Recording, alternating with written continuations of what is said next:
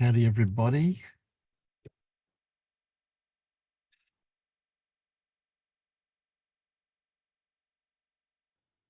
Did the meeting just start? Yes. Good. Oh, good. Perfect timing. Yeah. Perfect, because I thought I was an hour late, but If you came at this time by your clock next week, you would be an hour late. okay, it's just for this week. So next week it'll be an hour earlier, this one. Yeah. Good. By your Okay. clock, not by my clock. Yeah, I get it. Great. Yeah. No, it was all perfect timing. Everybody turned up together. Yes. Yeah. Howdy, Don. Don's doing redecorating. Or is it the loose? Yeah. Exactly. Yeah. Loose What does sort it look like behind me? Oh my paint, gosh. Yeah, it does. Yeah. old church look, you know, of Yeah. taking it back to basics. I know. It's cool. I'm at a secret location. I probably genuinely shouldn't say, because I'm at Lisa Cairns' retreat, and I don't think she likes anyone to say where it is, so I better not say where it is. Yeah. Yeah. Just over yesterday. Should you even be talking to us while you're on a retreat? Oh, I probably shouldn't. I know. I should just black the whole thing out, shouldn't I? Well, I'd love to hear your experience of that retreat. Yeah. What's the best way of saying it? How long have you been there? How long have you been there? Just a week now. It's just over a week. I'm going home now just after this meeting, to be honest, to just fit it in exactly. Yeah, it started like on Friday last week and finished yesterday. That was still Saturday for you, isn't it? Yeah. Yesterday, Friday, it was 7 days, proper 7 days. And yeah, it was lovely. There's only 30 people about here the whole time. And it was everybody. You could ask as many questions and you could spend as long as you wanted asking and so on. It was lovely and sweet. Yeah, I suppose I got lots of what's the word, interaction and answers and so on, but at the same time it's not the same exact precise kind of answers. I guess when I ask a question of Angelo, which I almost never do, he would kind of seemingly see, he'd be able to see where you're stuck and go, you're stuck there, that's what you need to look at their beliefs there exactly. Whereas Lisa listens and she's very sweet and lovely, and she just kind of reassures you that you're doing very well and it's all going fine and it's lovely, isn't it? And I'm going, yeah, but I want to know what to do next. You know me, right? And so it's a bit like that. So it's lovely. But I'm a little bit impatient, going, tell me what to do next. And she's like, no, you're doing fine. It's all lovely. It seems to be going very well for you. So I don't know, it's lovely, you know, it's been very nice. But I don't know what it'll be like next week when I go home. It's, you know, like many retreats for me, maybe for everyone, like quite up and down, you know, roller coastery. Some days struggling and other days, yeah. So I'm feeling okay-ish now, I think. It's strange to be, I don't know, traveling isn't something I do a huge amount, so it's fun. So usually by the end of a retreat, you'd be feeling full of love for everybody in the whole world? Most people would, wouldn't they? Yeah, probably. Not me, though. I don't do that kind of thing. Yeah. Good on you, Don. Certainly not myself anyway, right? Yeah. It sounds like a big should there. And yeah. also an imagination, a lot of imagination going on about everybody else. Oh, yeah. Yeah, I'm assuming that everyone else does it except for me. Yeah. Yeah, there were a lot of lovely people here, that's true. Yeah, there were, but yeah, I don't know what I expect. I'm sure I expect something. I always expect something and never get as much as I want. But yeah, it has been nice though. As I said, I don't know what the real world, I mean, I am in the real world in some sense, but like I don't know what it'll be like when I go back to the usual pace of things. If it'll be much different or not. But it was nice to hear anyway, get a different perspective and so on. Yeah. So you had a week off work to do this? Yeah, I did. Yeah, I've taken an extra like 20 days of annual leave this year to do more retreats and more weekends away and stuff like that. Yeah. And using some of my savings to go and do various things. But it's funny. But it's funny, like I was just saying, what I hear, or sometimes something, you know, something was said here, or I asked a question and something was clarified a little bit here, but I'd still, on the way back and forth to the Airbnb, I would be listening to something in my earphones, and I'd be listening.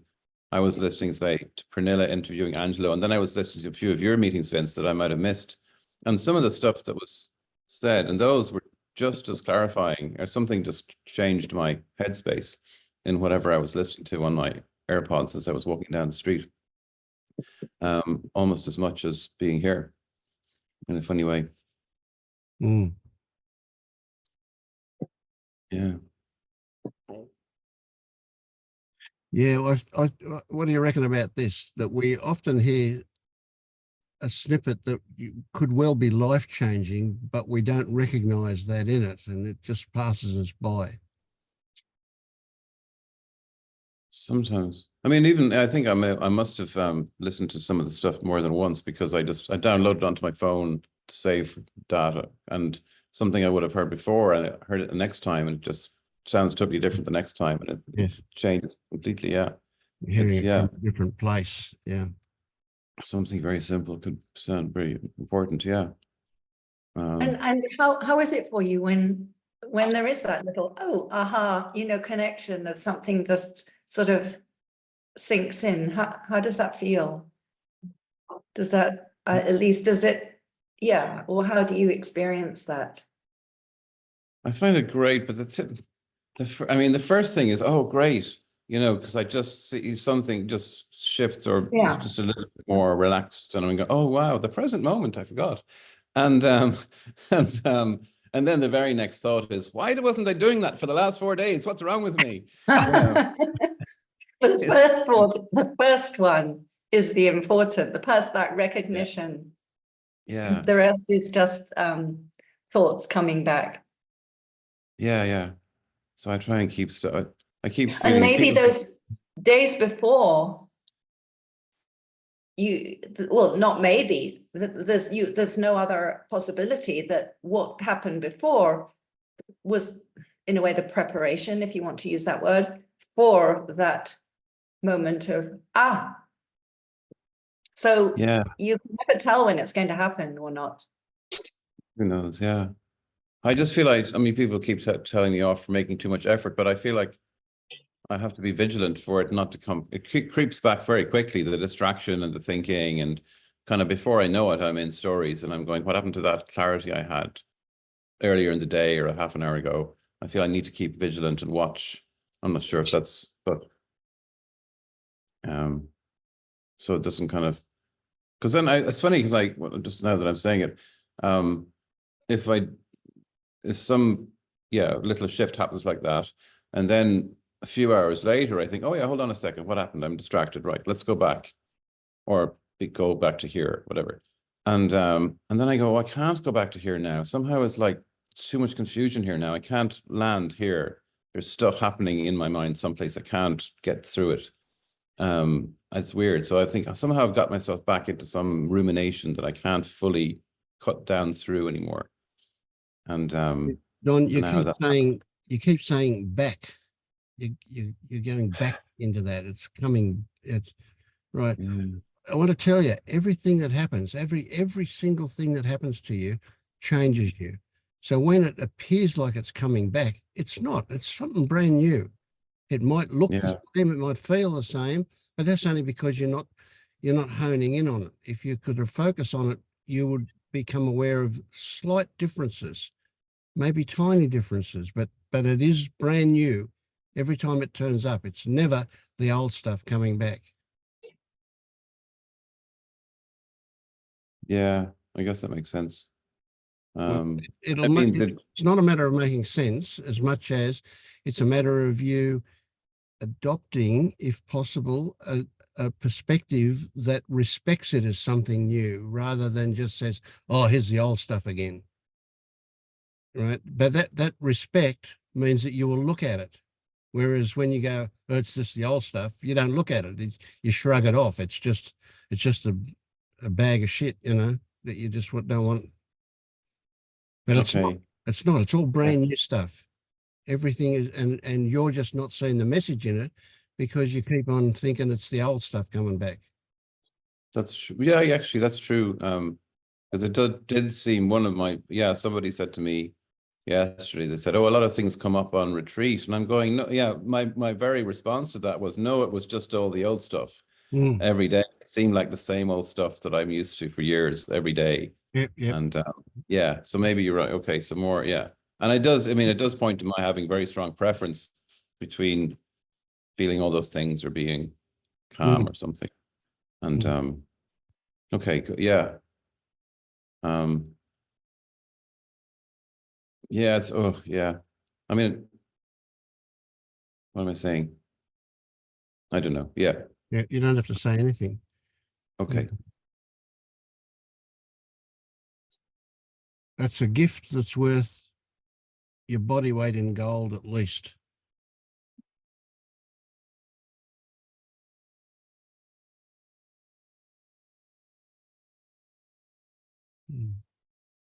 They gave us little badges here, where I don't have my bag, but they gave us little badges for if we didn't want to speak, if we wanted to be in silence for the week, but nobody put them on.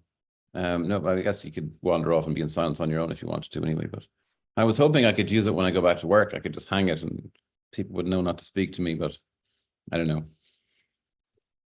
Yeah. Oh, surely all your workmates know what a weird person you are by now. Oh yeah, definitely. Yeah. Yeah. But you're seducing me. I really like that weirdness. I'd hate you to lose it, actually. It's very entertaining and friendly. I always feel close to you. I like it, I like your weirdness. Yeah. Thank you. Yeah.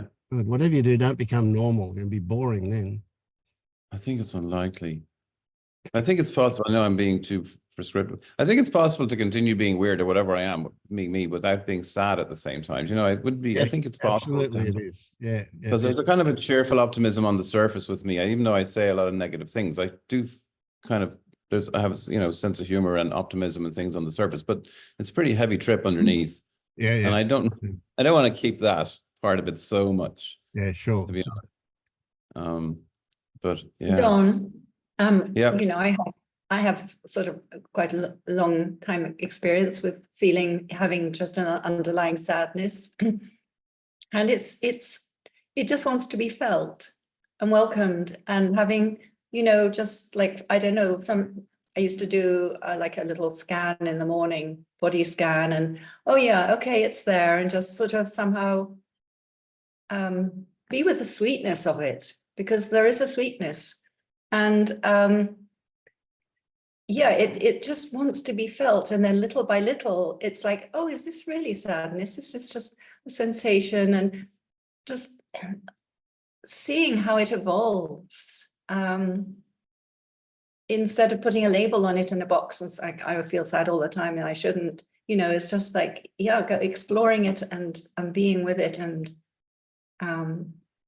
that's my suggestion. There's a step before you get rid of it where you've got it and it's okay, and only then it'll go away after that, maybe. And there isn't somebody who can get rid of it, because you can't. You've tried, you can't get rid of it exactly. It'll but it just wants to be noticed, and so yeah. Like you asked me like a question. I think it was 2 weeks ago. I was here last week, wasn't I? So 2 weeks ago, Rowena, you asked me, I was saying something about being sad, and you asked me something like, how do I know if I'm sad? And I was looking at that, and it really, really helped. I sent you a chat message, maybe you had to go off, but last week, but it really helps, really a lot, that I was just looking, going, oh, I'm just having sensations, and there's a label, and where did that label come from? Why do I trust that? I don't know. And I was able to sit there for most of this meeting 2 weeks ago going, I don't even know if I'm sad. I'm just feeling a bunch of stuff. So that was interesting to have that experience. I haven't been able to do it with every other thing yet, but just noticing that sadness or whatever that was, whatever that is was. And see if you could notice, Don, see if you could notice the sweetness with it. I do notice a little now while, I'm sitting here. Usually there's a bunch of stories, and I'm annoyed with myself from repeatedly telling the story that makes me feel more sad. And I'm kind of thinking, if I just felt the sensation rather than telling the story. Yeah, if you try and be more present, give more of the attention into the full experiencing, then there'll be less attention left over to go into thought. Just listen to the thoughts a little bit, and then just say, okay, now my attention is going into the feeling. Okay. So Yep. again, I come to this. It's not the stories, it's your relationship with them. That's where the juice is. Okay, so if the stories are there, the stories are there. Okay, but you can have a huge variety of relationship with those stories, and if they're just like an annoying nephew or something that keeps wanting your attention, you just say, yes, just that's okay, just leave me alone, or whatever you've got to say. If you do, just to put them in their place, that's all. But see, that's about your relationship to them. It's not about the stories themselves. It's just about how you feel about them. Okay. Yeah. Okay. So what you discovered there was a pretty big thing, except you were kind of undoing your discovery as you were talking about it. And that was that you saw that underneath the label, the concept, the label, is just sensation and stories. You saw that. Yep. And then you go, okay, so maybe when I call it sad, or maybe I'm actually creating something that's out of nothing. Maybe that's because of the stories part of it that made you come to a conclusion that it was sadness that you were feeling. But when you looked at the sensation, it was just a sensation, and it wasn't too bad. It was yeah. And that's the case for all feelings. That's the case for whatever it is you're feeling. It's exactly that. The sensation itself has no instructions, has no information for you. It's just a sensation. Yeah. Yeah. Yeah, I've been able to sit with that stuff more in the last couple of weeks. Depends on the day how distracted I am, but I can do it more easily, I think. Yeah. And it makes sense, or if maybe sense isn't the right word, but yeah. Yeah. Thanks. Yeah.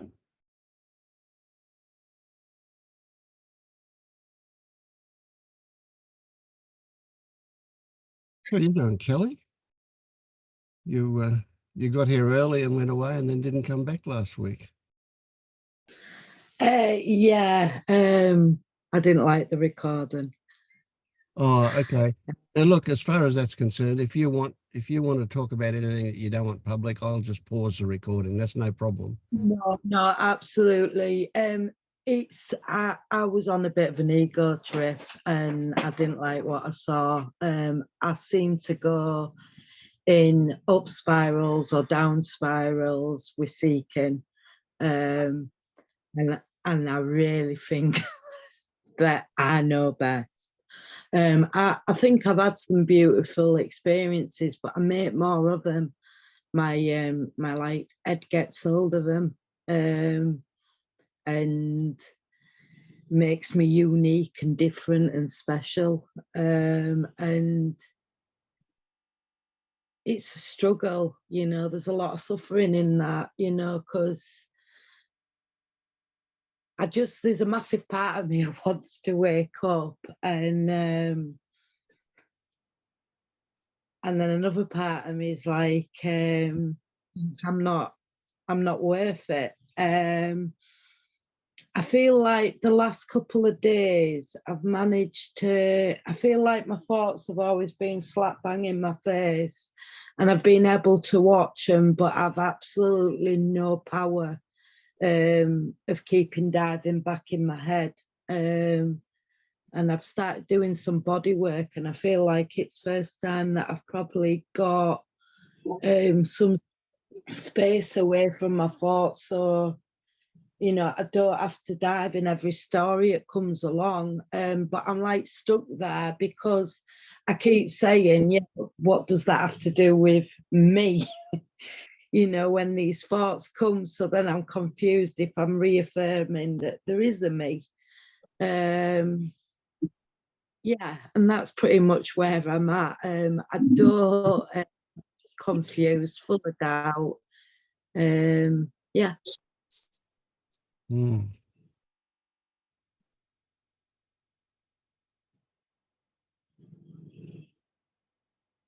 And the suffering you talked about, what's the suffering there?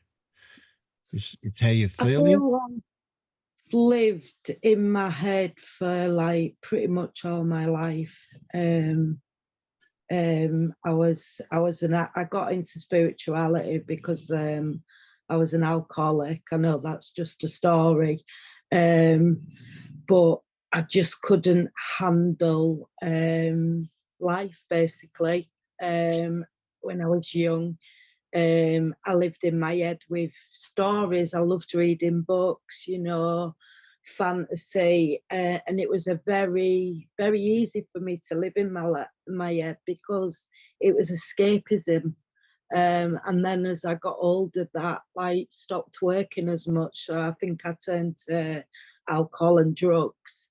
And I've been sober a few years now, really got into spirituality, and I think there's been a lot of obsession in that and seeking, you know, the heart going really high and really low. I just felt like I haven't fit in all my life. There's been some missing in me. Everyone got the book of life, but, you know, I didn't get the book of life. Yeah. Okay. So you swapped spirituality for alcohol. Yeah. I feel like it just on the last couple of days, that the seeking's kind of like, it hasn't left me, but it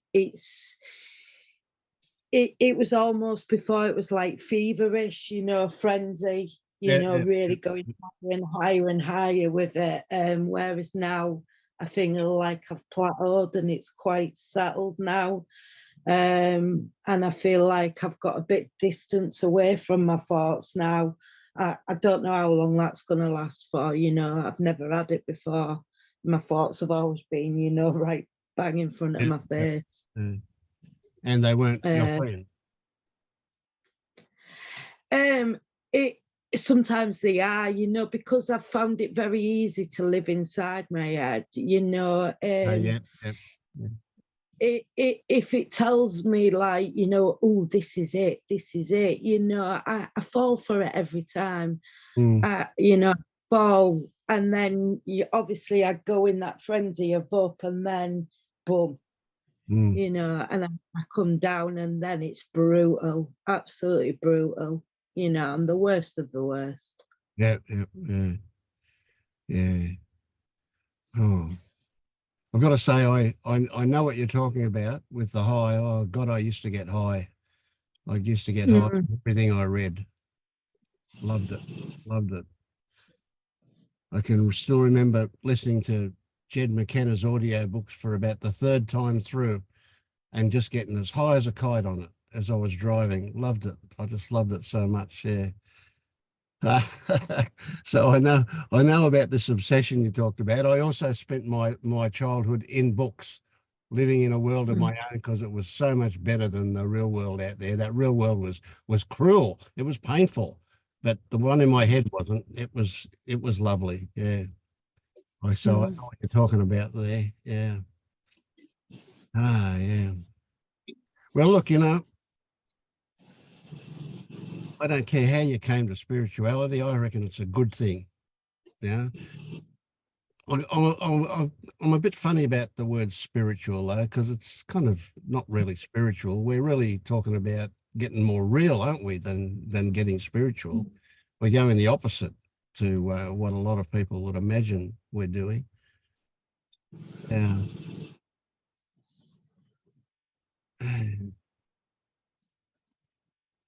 And the crazy thing is that what people call the real world, that's just a fantasy world. when you look at you look at Fox News and stuff like that, and you can see how much it's a fantasy world. It is totally nothing to do with reality, you know. But that's the way most people live, and that's, you know, so yeah, welcome to the world of weirdos. It's good not to be part of that one, I think.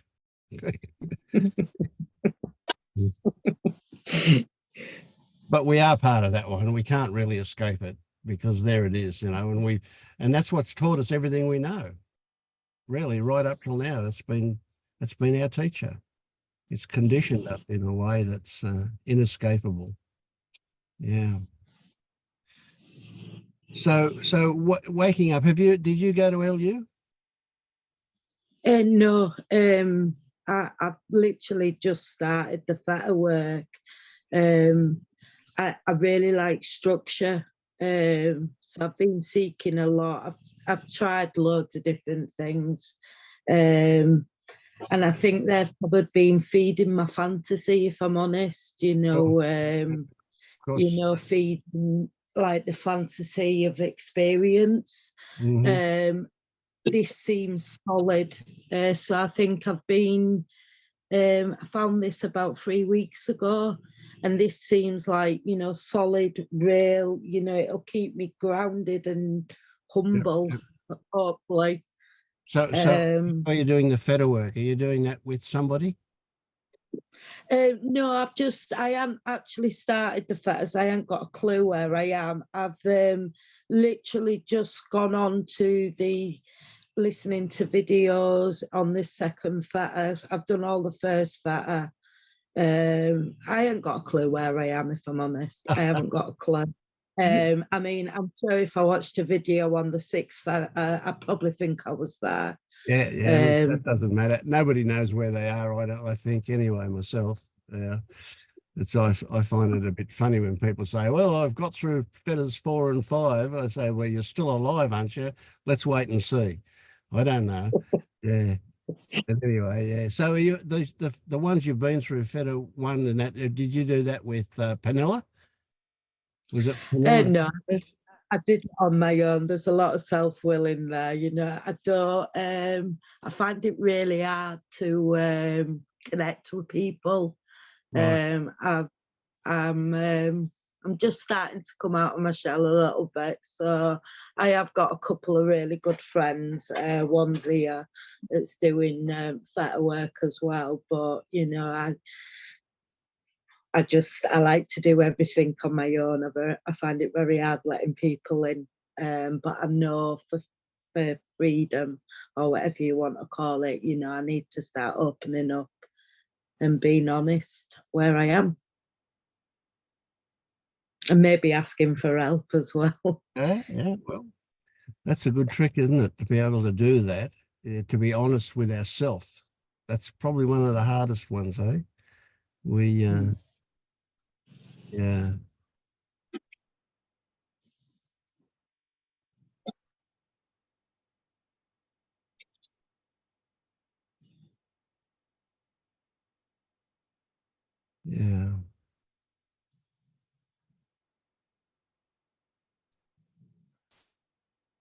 Well, what I want from you is, if you think anybody's talking shit, you tell them, me included.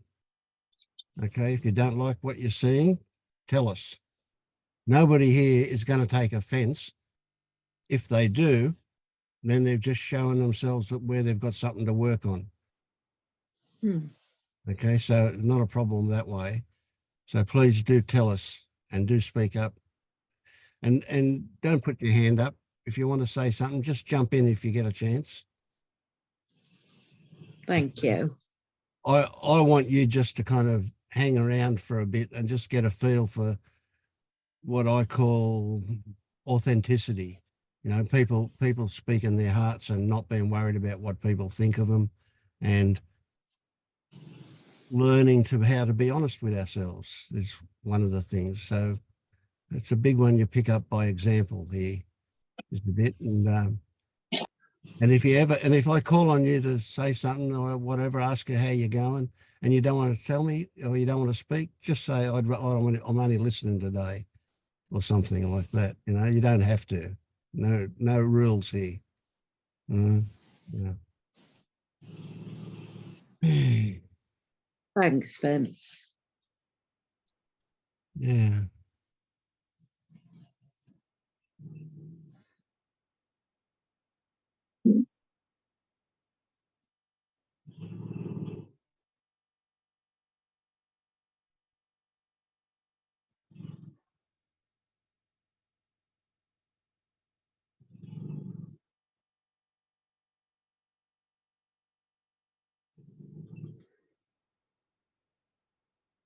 So I'll generally put up with about 30 seconds of silence and then I'll start picking on somebody. So if you've got something to say, jump in.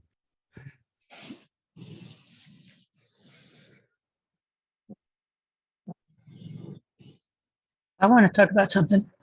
Yes, please go. Yeah. It's kind of a follow-up on the conversation I had with you the other day. I want to talk about expectations. Yep. So my experience is that there's a state of being that I get glimpses of fairly often, sometimes for quite a while, of where I just feel free. I feel as though I'm free of my patterns and my habits, and that it all comes naturally, and that instead of trying to do just one thing at a time, I'm just doing one thing at a time, and just with what's there. And that's the reason that I'm doing any of this work at all. That to me is my, it's where I want to get to. It is my measure, and that in that sense it's an expectation, but I don't expect anything particularly to get me there, but it's where I'm wanting to be. Because it seems so easy, and I'm in right relationship with everything when that's happening. Mm. And then there's this tenseness that comes in and shuts it off. And it's in my body, it's an experience of contraction, but it's not really local. It's kind of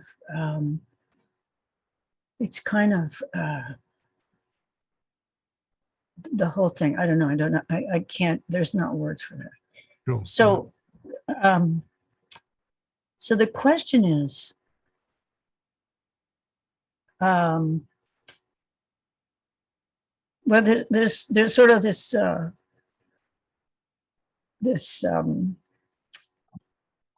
understanding, or this premise in federal work, that expectations get in the way, that there are stories, and in other circles, there's a saying that you can't make enlightenment. It happens by accident, but meditation makes you accident prone, which is in fact my experience. That the deeper I go into just being present, the more often these glimpses happen. Mm. So my question is it, how do I relate to that? Is there something about that is an expectation that's in my way? Is it the fact of having any expectation that's the problem? Or what? That's okay. That's the question. Well, first thing that comes to mind is there are no such things as problems. When we see something as a problem, we're creating it as a problem.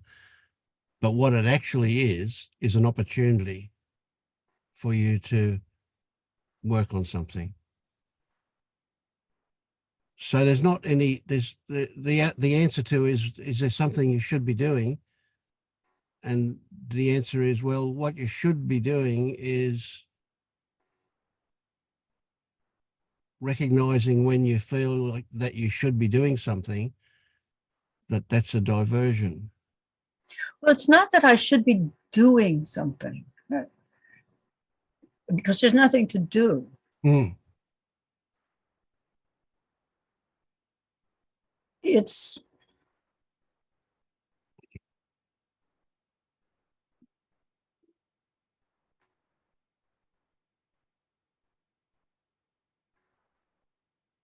I don't know how else to say it, but that's not quite the right direction. It's not, there's nothing to do. It's just that, oh, it's a little bit like dawn, except that I don't think it's the same old thing. That I something great happens. I'd like it to keep happening, Yes, of course. Yeah. and it doesn't keep happening. Well, you know that's not, that's the way it's going to be, don't you? I do. Yeah. I do. And I also know that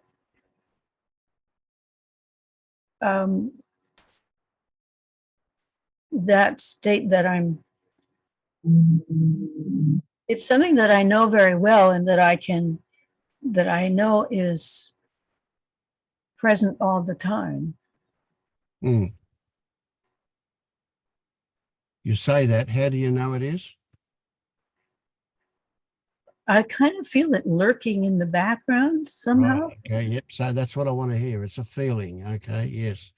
Yeah. Yep.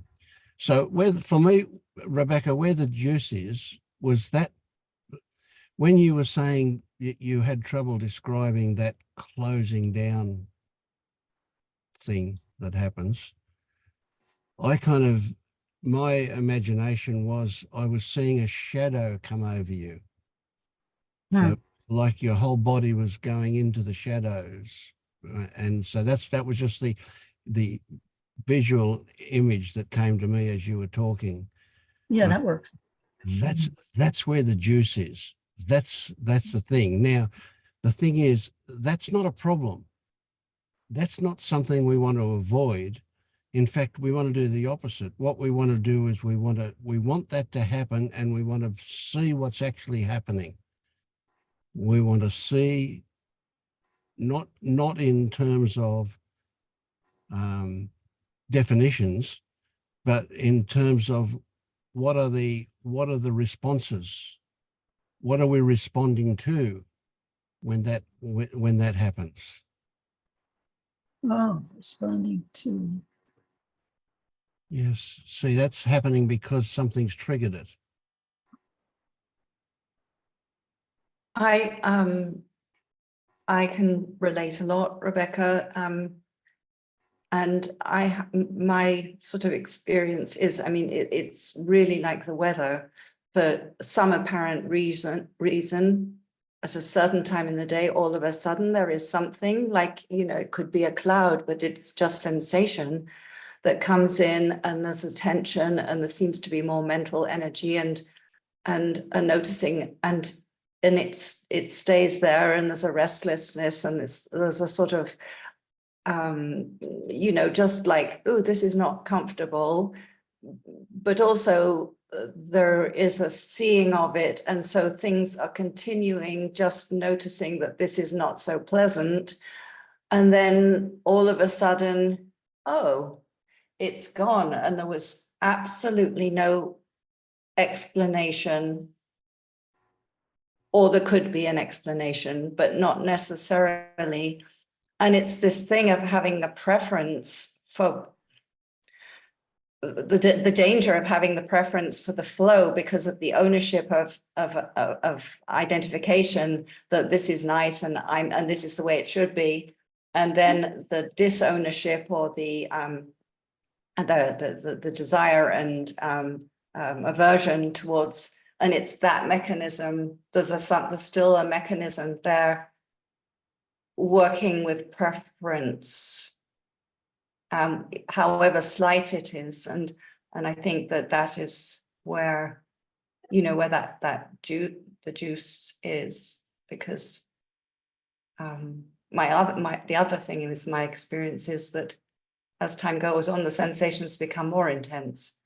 And so the mind can say, oh my gosh, you know, it's getting worse. And so I'm really going, you know, but it's not, it's somehow I think the body is sort of like becoming more sensitive. And so sensations are being felt in different places.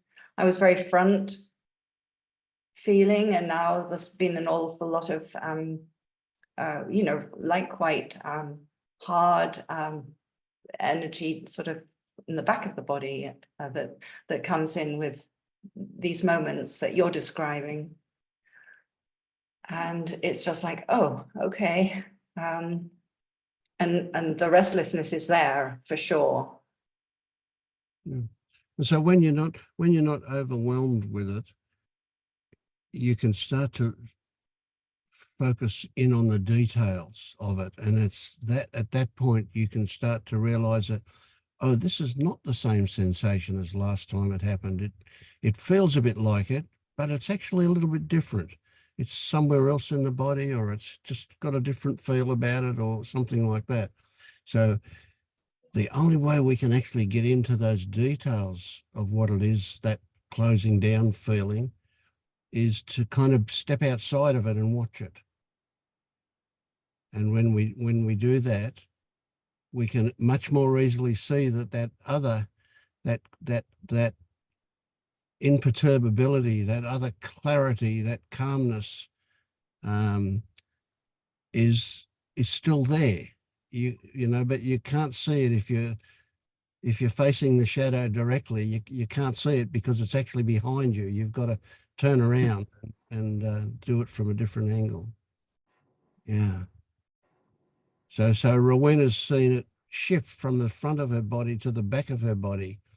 But if she wasn't sensitive to it, she might easily be saying, oh, it's the same old thing, come back. Yeah, it does, in a way, it does feel like the way I've lived most of my life. But it also has changed in the sense of becoming more transparent. Yeah. But I was curious, I was interested in what Rowena said about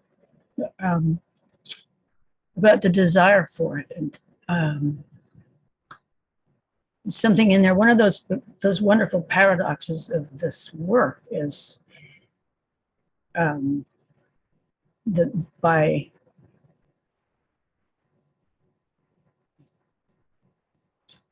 can't do words. I tell you, I can't do words. I know that one. Yes. Mhm.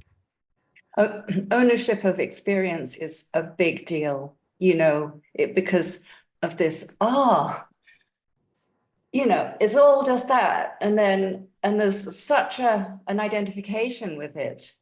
It's so hard not to even be identified with it unless it's noticed that there's an identification. Yeah, So that's where it is. It's in there that yeah. by and then with that subtle shift of pushing away, and then that noticing what Vince was saying. But then if there's the possibility to dive into the body sensation, but absorbing from an absorption point of view of all the attention for however it's possible to do it is to go into the body, you know, including the openness and including the other sensations which are not described as openness, but and just sort of being in a full immersion in that. I want to add something, maybe it can be interesting. First, I think that expectation and desire is not a big deal. It's what? And I think it's not a big deal. It's not a problem. And I don't think it never goes away. Even if I understand that if you work with feather models, there is the imagination of going one step to another. You have to clean something to go somewhere else. But this is just the stories that we tell ourselves. The thing is, what is here is literally limitless and ungraspable. So the more you feel what is here, the more you want to feel it. But because it's infinite, you never reach a point where it will be enough. It will never be enough. You never are enough sensitive. It is never peaceful enough. You feel peace for 6 months, and after you feel, oh my God, no, there is even more now, and more. It's always more. So there is a part in individual experience that it will never feel enough, because what is here, it's limitless. So I think there is something healthy in desire and expectation if you come with this perspective to understand what, and I think you are in that place, that it's fine, it's normal, that a part of you want to dissolve into infinity, and it's kind of impossible because there is all infinity, it's infinite, so you cannot dissolve into it somehow, you know. Oh, I don't want to dissolve into infinity. I just want to be free of my habits. Yeah, Much less. this is my second point about freedom, because non-duality is not about freedom. Because when you feel free, there is some kind of the opposite. I was kind of in jail. I was blocked. I was something. No, but actually, that's not so. When I'm in that state, I'm not comparing to anything. It's not as opposed to anything. It just is, and that's what's wonderful about it. It's only from here, from contraction, that I do any comparing. Yeah, exactly. But you see, you still make a difference between what the word you say? What did you say? Just the isness? I don't remember. I make a distinction here. But what? So can I just say, I greatly disagree with the expectation and desire. I think that's suffering. But can I finish first, and after you can explain where you disagree with me? Yes, it's okay for you? Yeah. Okay. So when you are in that place of simply being here, and everything is okay, you make a distinction between this place and tension. But tension appear in simply being here. Being here, the tension it's an expression of simplicity. Yeah, that's that wonderful paradox that I was trying to say. Yeah, it is a paradox. Yeah. But I think the more what can be interesting to search the place in between, because you will never find it in a way. What did you just say? The place in between? What do you mean? Like you said, there was a moment where I'm simply here, and there is there is the easiness of experience. You just experience, and everything it's okay and it's great. But there is tension after that come, and suddenly I'm disconnected from that place, seemingly. Yeah. Right. But between those two experiences, there is, if you try to search where you shift, you will never find this place, because there is no shifting. They are both kind of overlapping each other. I like that. That's why transparency comes from. When you use the word transparency, you feel more through the tension, but that the tension doesn't have to go away, but it's just overlapping always. Everything is overlapping because everything it can be included. It can be included. Yeah, that's and I would love to be able to do that. Yes, no, I get that entirely. You can approach this tension with everything that Vince and Roman says, beautiful, and it is understanding that it's included, and there is tension, but there is an infinity around also. So you can, everything is here and now. Put it in a bigger box. Yeah, I like that. Nice, I like it. Nice. Yeah. Yeah. Good. I'm not 100%. Sorry, I'm not 100% sure that there is always you were saying a desire for more, because if there's a full experience of full direct seeing, there is no seer happening, there's no hearer happening. The experience just is, and there are no need for thoughts. There's no thoughts. There's just what is, and it's so full. It's so full that this moment is so full, and as how it is, it's only afterwards that maybe there's ownership again, identification with, and saying, oh, I want more of that. But when one's fully present to anything in some direct looking, and there's a dissolving of identification, it is just as it is, and it cannot be other.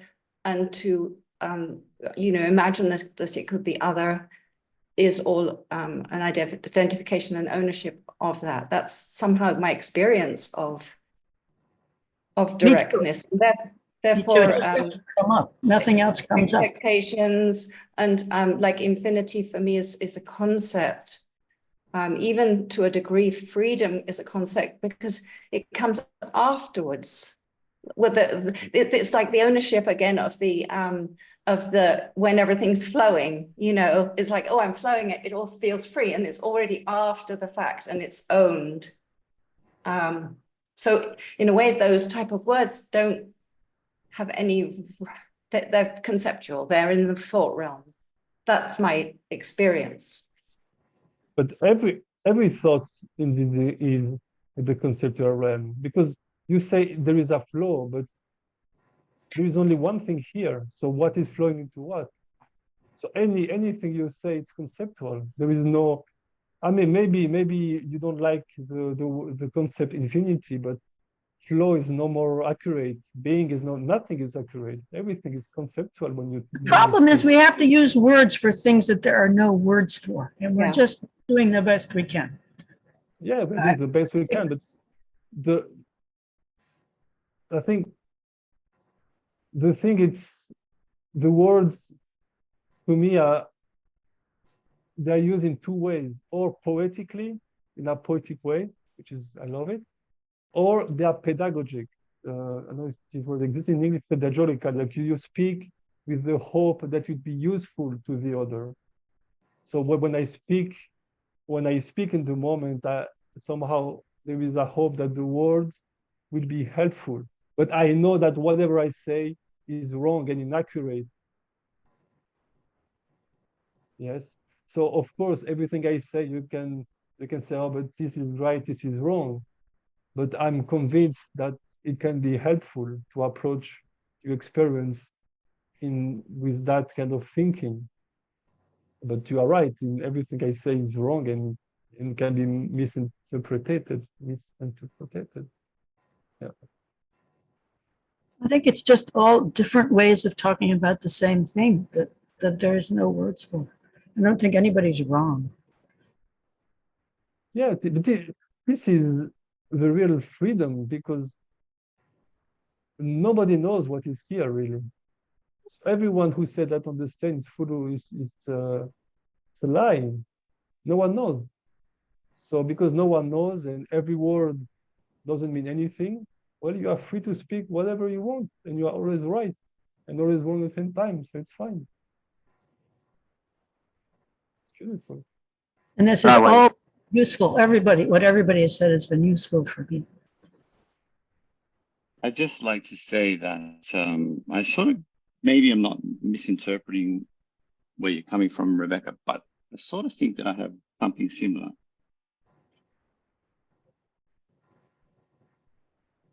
And then he went. That was interesting. He'll be back. Ellen, sorry, I have interrupted you because I wanted to finish, and after we did kind of a whole loop. But I'm very interested in your opinion. Yeah, I just wasn't following you. I felt that you had a lot of contradictions in what you were saying.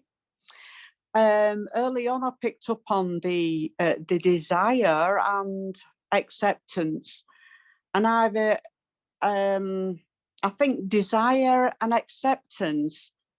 No, it wasn't acceptance. Desire and outcome was something. What? Sorry. And desire. Expectations. That And was desire. it, expectation and desire. And that is suffering. Any expectation, any desire is suffering.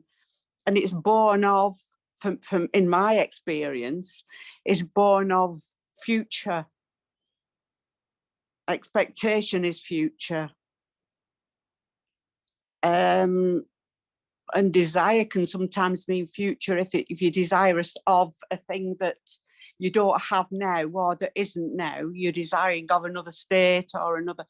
So anything that's desirous to me is about the future and linked in with expectation and outcomes, and especially like I sort of like, I'm quite creative and create a lot of things, and I paint a lot. And my eye is always on a future and something that I can create. And whilst I'm sort of in that desirous of an outcome, I can't create properly because I'm not creating just as it comes in the moment. And you mentioned something about freedom. But first, you said that freedom wasn't a thing, or you didn't.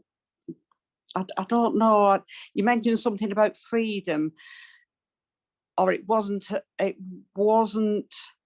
It's a concept. Yeah, but I say non-duality is not about freedom.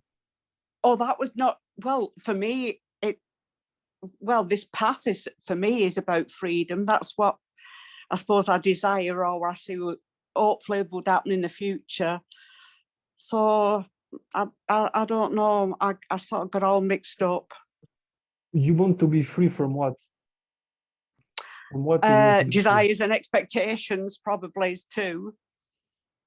But you said that desire expectations, it's about the future, right? Yeah, I want to be free of that. Yeah. So you want to be free of the future? Well, yeah, as it doesn't exist. So what do you want to be free from? Thinking about it, thought. I want to be free from that future. So you want to be free from thought?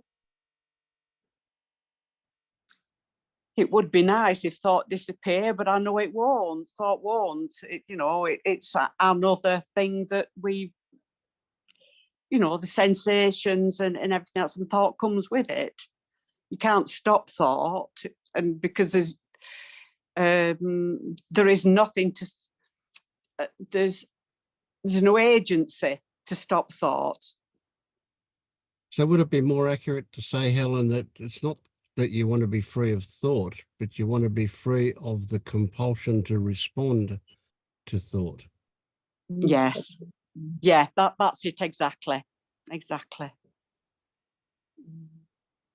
I mean, there could be a thought, a desirous thought or a thought of the future, but yeah, it's not being free of it. It's the reaction to it. Mm. Yeah. So what is it about the thoughts that you have that mean that you are compelled to react to them? Are there particular thoughts that that's the case? Yeah, I think there's still an I here. That's not gone totally. I recognise that there isn't an I, a personal I, that there's nothing personal about this because there is no person. It's not personal. Mm. But I know there is some identification through thoughts, because thought, that the I subject only exists in thought, and I understand that. So I must be reacting still to thought. Mm-hmm. And to that particular one that there is somebody there. Or there's not. You're obviously quite clear that there's not. But somehow you believe some experience that you have that is saying, or the interpretation of that experience is saying that there is still identification happening. Yes. Yeah, I'm in India now. We came out yesterday. My husband's a cricket coach and he coaches in India, so I've come out. And I expected somebody to meet us. I expected that the person who arranges the coaching at the academy would arrange our accommodation, and neither was there. I expected all of that. And so I was completely floored by it because it wasn't there. Okay, so when it wasn't there, what was your response? Yeah, You got angry? Desperately upset and angry. Yeah. So not at you having expectations that failed to be realized, but you were angry at what? The people that should have organized the thing that they didn't? Yeah. But then when I sort of thought about it later, I did expect, it was my if I hadn't have expected it, I wouldn't have been as disappointed. Oh, yeah, that's a good story. Yeah, sure. Probably true. And that's another story. Okay. So listen, this is the thing. This is the hardest message to get over to people. If expectations turn up, they're there. So what? What is that? Where the juice is what's your relationship to them? Not the fact that they're there, but what is your relationship to them? So if you see that, well, I realize that expectations are just a story about the future. And I just believed a story about the future. Well, that's hilarious, isn't it? So you saw it and you saw that you got sucked in. And that's a real joke, isn't it? Yeah, it was story. And I was so enmeshed in it. I didn't realize that, that was story. Yeah. That's such a hard one, isn't it? Yeah. Touche. Yeah. But be careful, because sometimes we say it's just a story, and saying this, it disconnects us from the emotion. Yes, that emerge we can from bypass with the that. story. Yeah. But in fact, often the story emerge because you feel it. Yeah. It's not it's not that there's a story and you react to it. It's like you feel something and you find an excuse to project it outward of yourself. Yeah, but we have to get out from being in the story ourselves. We have to get out of that before we can see that it's just a story, before we can then be sensitive enough to look at why did we have expectations, right? The real reason you had those expectations, I imagine, isn't because you're a flawed person, isn't because you're stupid, isn't because of anything like that. It's there because you learn to have expectations all your life, and they just pop up. Now, is it just a story and just a thought, and that can be dismissed at that point? Or is there, as David is saying, is there something underneath that? Is there a reason why those expectations came into being in the first place? So were the expectations a way of you avoiding an unpleasant sensation? But for me, no, I expected them because we've had it in the past. So I expected to have been the same as. So that would be a perfectly reasonable expectation, would it not? Because experience has shown you that it does work. Yes, but it didn't. Right. No, so this time it didn't. Okay. So okay, you were caught unawares, right? Your conditioning that it would be okay because it always has been fell apart. It didn't work. And so you got caught. Yeah.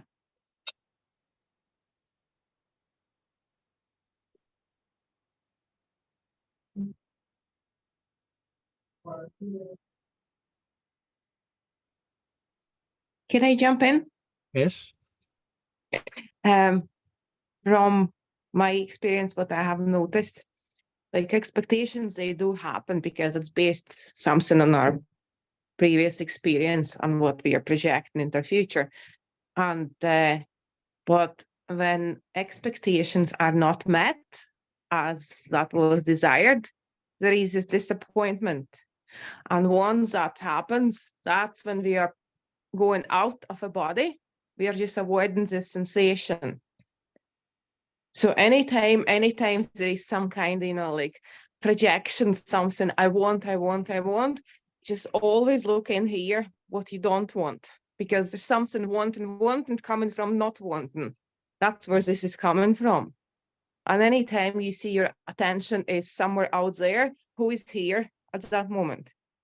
Either that is a circumstance or that is a person, something happens and just goes there. Who is here? Who is here?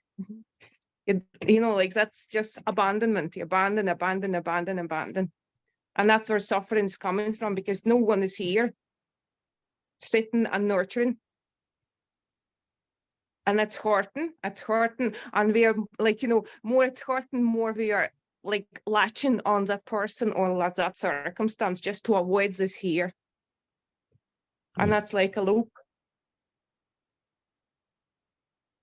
So it's all back to body, back into body, back into feeling, back into sensing, back into sitting with, that's being present with what is. It's just like a holding baby.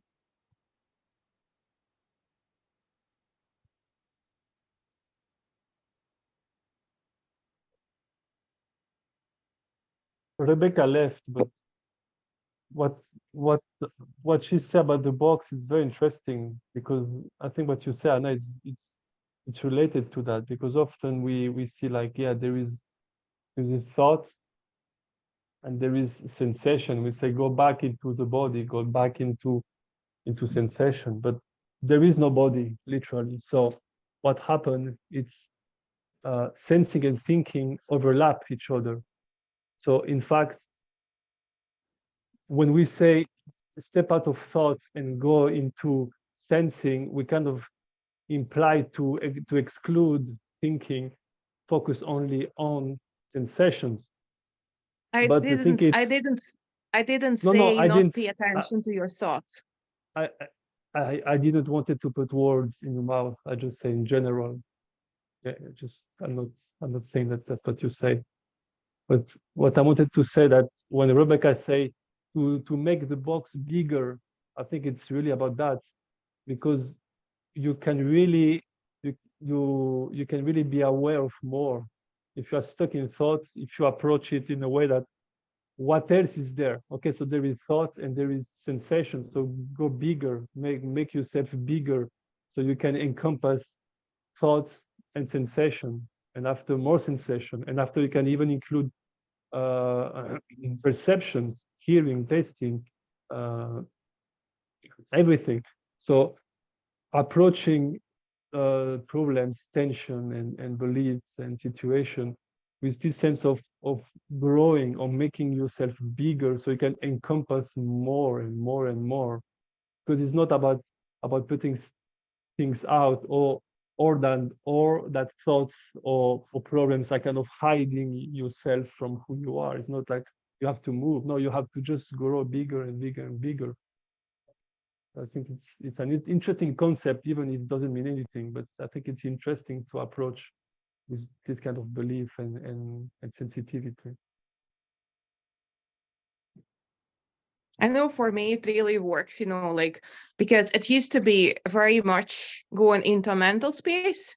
Once I start to go into a body, I believe at some stage, like when you go like into higher feathers, also body disappears, but I'm not there yet. So I'm speaking from my perspective, and I'm still having a body, and I'm still having me. So I'm just sharing my experience, and from where I am speaking to, and so that's like a inner child. You just like every baby comes up, every kid is coming up like looking for your attention, and you just hold it, you just sitting with that and just listening to what that wants to speak, what's that, you just see it, you hear that, you feel it, and you just feel it fully. not, like there is, you don't just like, like, you don't brush away what the child wants to tell you. You don't brush away what the child is feeling at the moment, because that's what we've been doing all our lives. Yep. And so with Helen, I would say that what you brought up, and it was great, that the expectations were perfectly reasonable because of past experience, etc. The disappointment when they weren't met, that's what you got angry about. That you got angry to avoid the sensation that came with being disappointed that they weren't met. Yeah, and I love hearing Anna speak. She's just beautiful, absolutely beautiful. When you said holding like a baby and you talked about abandonment, that's how I felt. I felt abandoned in this sort of foreign country. And yeah, I felt abandoned. That was probably one of the feelings. But you said like a baby, you said some beautiful things. She does. She's a poet and doesn't know it. Because they really feel like a kids, like that's how I'm seeing them. They really like they are like a kids, been abandoned, they're just brushed away, and just like I'm going there into drinking, I'm going there into working, exercising, traveling, anything, just not looking into them. And they are sitting there and just like, mommy, mommy, mommy, mommy, mommy, mommy. And every time we abandon them, that is just like where this contraction is coming. It's just like looking for your attention. And just, like once you start to embrace them fully, really like, like that's, I don't know, like mommy's instinct or whatever that is. I think like, as David, you mentioned, you open your, that's, like capacity. I think that is when you are open your feminine energy. That's, like that's capacity to hold more. And then like once you open more that, you just sit with that. You just like fully sit with what is, including stories and including thoughts, including sensations, including presence, including everything. I want some clarifications about thoughts.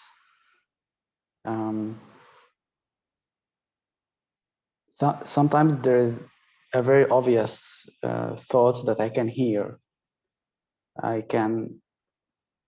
It's obvious, like I can write the thought, and I can engage the thought, or I can just drop it and focus on whatever. But when I practice this, what's the next thought, and just wait for it, sometimes there's this thoughts that are, I can't hear them. It's like someone speaking in a, like a far away room or something. I hear mumbling, but I can't. Sometimes there's like sensation and thoughts fade into one another. Like I can't distinguish what's happening, and it feels like I'm going hypnotic, even like a.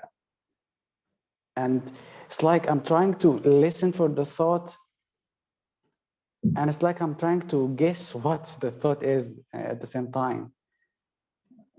And sometimes I feel like I have lost in thoughts without even noticing, and I can't recall what I was thinking about. I can maybe feel like I was thinking about something, but I don't know what, like, or what exactly. Sometimes I feel like I have to repeat what I think I was thinking about. So like, make the thought like something I put like in words, and put it like in a box, like, okay, that's the thought. What's the next? Like, if I haven't done that, it's just, I feel like I'm in this hypnotic space. Like, yeah. When we think of a thought, we automatically, well, at least I do, think in terms of text or voice. That I can see writing or hear words. But there are many, many other kinds of thoughts that we have. We have visual thoughts, we have tactile thoughts, we have all sorts of thoughts that are, and a lot of thoughts we have, we don't really know what they are. You know, they just, like you say, they're like mumbling from another room. They're in the background. They're just going on. You know, we have to almost consciously call them to get them clear. And when we do, we're probably about nothing anyway. But yeah, we have many thoughts other than just nice, clear words, whether it's visual as text or whether it's audible as hearing the words. Some people have very visual thoughts. But see, that's a tricky one, because when I examine my visual thoughts, I don't see a picture, but they are visual. It's kind of gets really tricky to try and describe them. Yeah. I can't imagine in visuals, but I see, but it's not visual. It's weird. Yes, yeah. Yeah, it's a tricky one, isn't it? So it's just like, but it's the same thing, you know, we feel, we have all these feelings, you know, if you, even right now, if you just think of your body, you know, you'll get feelings, sensations appearing in random parts of the body that you just automatically don't take any notice of normally, because they're only tiny things and they have no meaning. So, you know, there are these tactile stimulations. Sometimes you feel like just a hair is standing up or something very subtle, but they're going on all the time. We just take no notice of them most of the time. So I'm kind of confused, like how to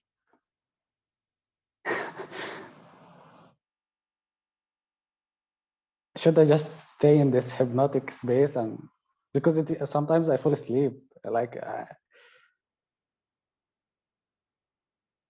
think it's really beautiful, Ramis, because the way you are changing, it's really nice to see. It's really amazing. I think you are in an interesting place, because maybe you can shift thoughts by thinking, because you never find a thought, really. It's like, it's there, but it's gone already, right? And it's there, but when you really what it is, it's just gone already, and you can't really pin down a thought specifically, precisely. So it's more accurate to say there is a process, there is thinking. And because it's a process, because it's an ongoing experience, it's ungraspable by nature. It's like trying to grasp a river. It's there, you experience it, but you can never grasp it. You can never really define where does a river start and where does it end. It's a cloud, it's a mountain, it begins with a mountain, but where precisely? Which source is really the river? You cannot really find the beginning and the end of a river, and you can never grasp it. Nevertheless, here it is. And thinking is like this. We say thoughts, but there is no thoughts. There is no a noun, there is no a thing to find in thoughts. That's why you can't do it. But if you approach it maybe in this way of it's thinking.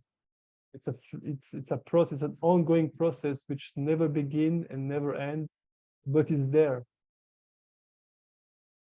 So because my question is how to stay alert, like how to balance this relaxation and alertness, because if I relax too much, it gets hypnotic and I sleep. And if I try to stay like alert, it feels like effort, and it feels like I'm engaging with thoughts in a way. And I don't know if this makes sense. Ramis, what's wrong with your body saying, actually, I want to sleep? I mean, maybe there's things happening behind the scenes, as it were, that are, because I know what you mean. Exactly. And sometimes the sleep will happen for a short time, but is there something, unless you've got to catch a train, or I don't know, you've got something really urgent, in which time you're probably not losing yourself in the thought space. But yeah, is there actually something wrong with that? Can that happen? Often there is a zoning out, sometimes in a particular type of meditations, or there are moments of zoning out, of sleeping, because there's something happening in the organism, if you like, that is uncomfortable. And so there's a type of feeling of sleep, absence, and then coming back. So maybe explore the sleeping and just keep working with it and seeing what arises over just continuing to do it. I don't mind the sleeping.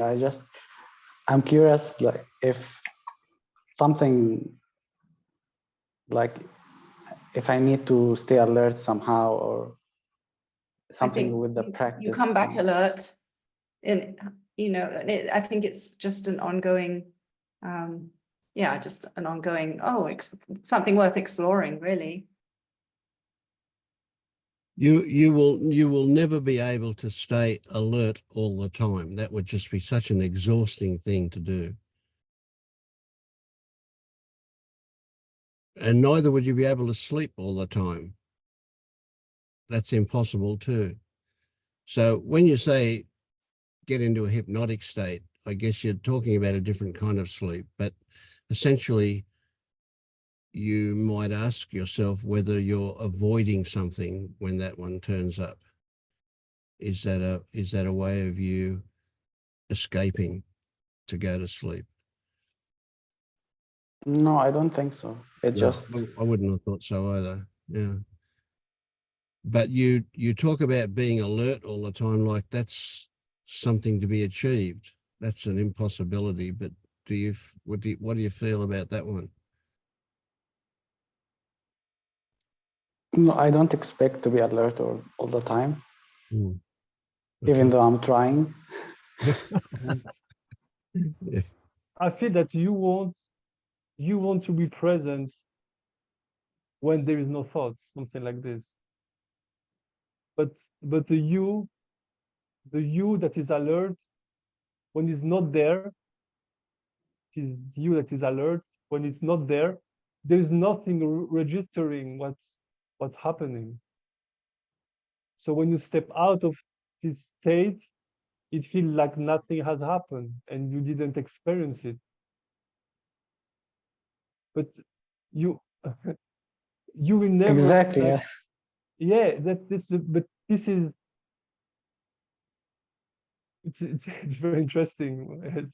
I mean, it's very difficult to find words for those places, but maybe I'm wrong, right? But there is a belief that you can be present in a place when there is no one. But it's just two completely different things. What is aware? It's all when you have an experience, whatever it is, there is already a sense of me. There's already something happening. So there is a sense of awareness, of presence.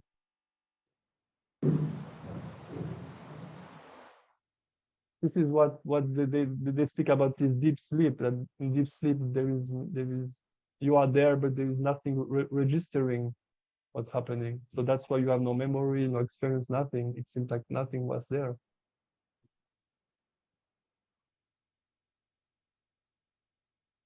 You drop completely the understanding, which completely.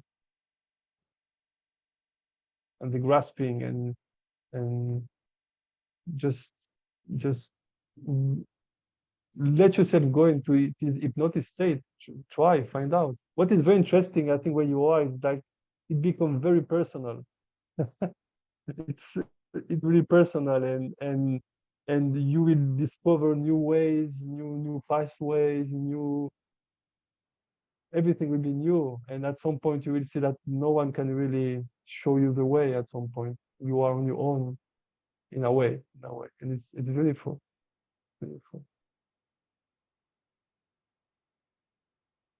The other thing that just sort of came to me is just being in the thought space.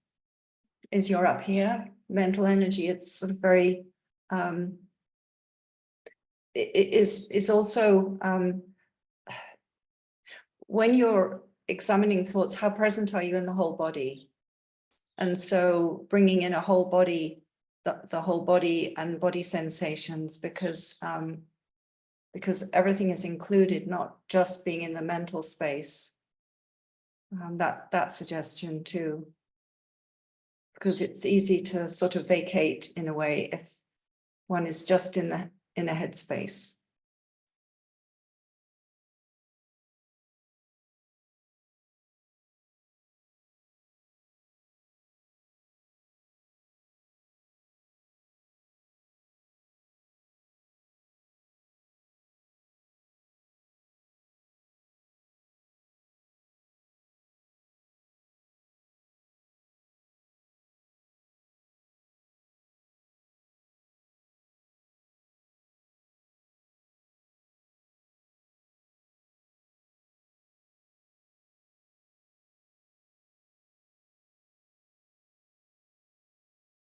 I want to share something because often I hear a lot of people who want to do something, right, to reach some kind of state. And often the answer is like, there is nothing to do, you know. So I wanted to add to there's nothing to do to get there also means that you are free to do whatever you want, because nothing you do will awaken you in a way. That means that you are really free to do what you want or to don't do. Both are really both are possible. So if you don't meditate, it's okay. If you are not in groups, it's okay. If you don't read books, it's fine too. And if you enjoy other kind of activity who are not kind of the spiritual vision, it's good. You can do boxing, you can do war, you can do everything you want, because it's not about what you do or what you don't do. And I think this message, it's really about freedom. But as I say, it's not about freedom. So who knows what it's all about? But I think it's important to really understand that the way you experience unfold doesn't matter that much.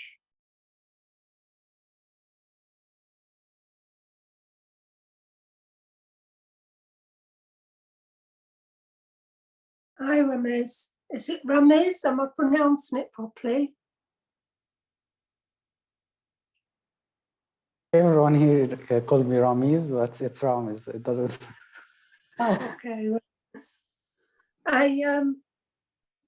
It just reminded me of I've just been through quite a lot of darkness and illness, and thoughts can seem quite, like you're describing, quite distant. I can't quite make out what they are, like ghosts, and it can set off seeking, wanting to know what those thoughts are, and then it can go into analytical. So what I'm doing is going more and more into my head into seeking and analysing, but I've got to catch my thoughts. What are they? What I need to see them. I need to know what they are. That seeking is exhausting. Seeking is always exhausting. It's like hemorrhaging energy. And it exhausts me so much that all I can do then is sleep. And it might be my body's way. And I mean, I'm not an expert at this, so this is just me sharing my experience.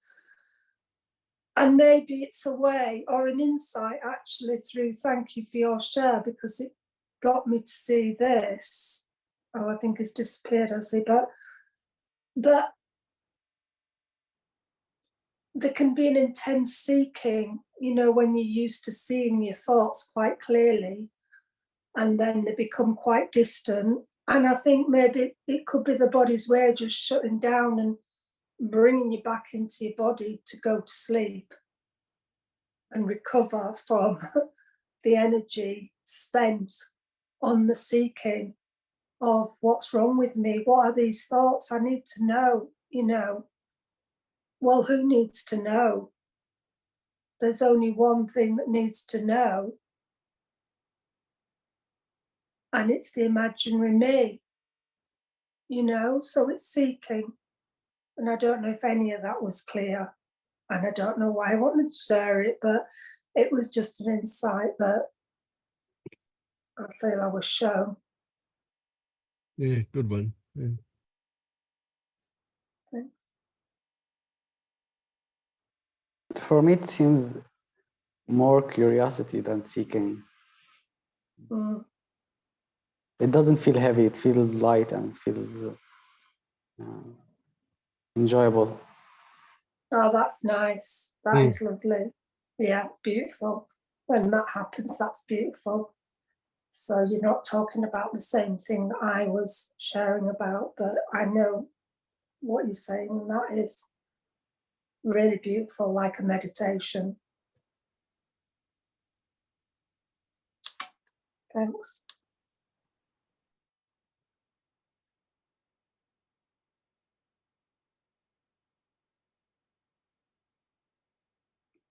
You're back, Paul. You said one thing and then disappeared.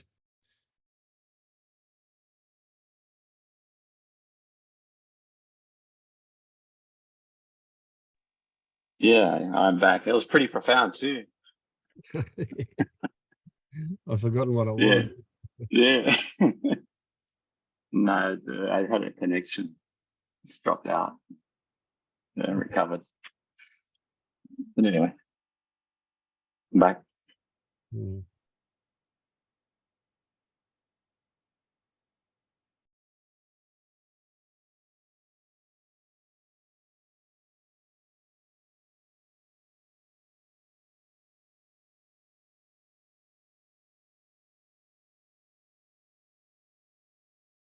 It's interesting that the brain uses about, I don't know the exact figures, but I got the idea that the brain uses something like 80% of the energy that the body uses.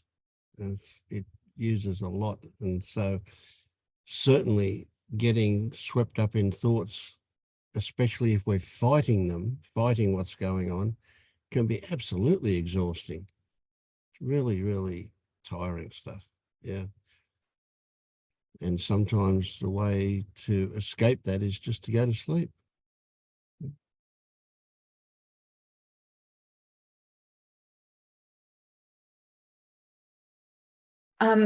I used to have, when I was doing, in a sort of big seeking mode. When I was in a big seeking mode, and I would go with groups and they would be doing like journeys, meditating. And I never had any, I never had any visual, or very, very rarely, or shamanic journeys and things like that. And this is just really sort of random. I don't even know why I'm saying it. It doesn't apply to anything. But then I discovered only recently there's something called aphantasia, I think it's called. And so some people have a huge ability to go off. And it's not that I don't have any. Some people have absolutely none. I guess it's on a scale. And other people have, you know, just a little bit. Sometimes the imagination comes and you can have visual images that are sort of presented to you, like a pink monkey or whatever. But when there's a blankness, and all these people are coming up with all these amazing adventures and journeys to the cosmos and everything, and there was nothing. It was sort of a little, I mean, I felt a little bit when you were sharing Ram is, did I get it right? The accent on the A, Ram is, yeah, it sort of, yeah, it reminded me of that. And there was sort of like just a bizarre type of curiosity. It was like in a vacant headspace, and it could be sleepy because something was supposed to happen. And it wasn't. And then I was so interested when I read that article saying, oh, obviously, and I have very little memories, and it said for people with that, there's often, like, if you really have it in a full on, listen, you have almost no memory. And yeah, I just wanted to share that, how our brains just function so differently. Yeah. That's one of the mind boggles I've had going for years and years, you know, every single person on the planet, we're all people, but absolutely nobody is the same as anybody else. Isn't that amazing? What an incredible variation we are. Yeah.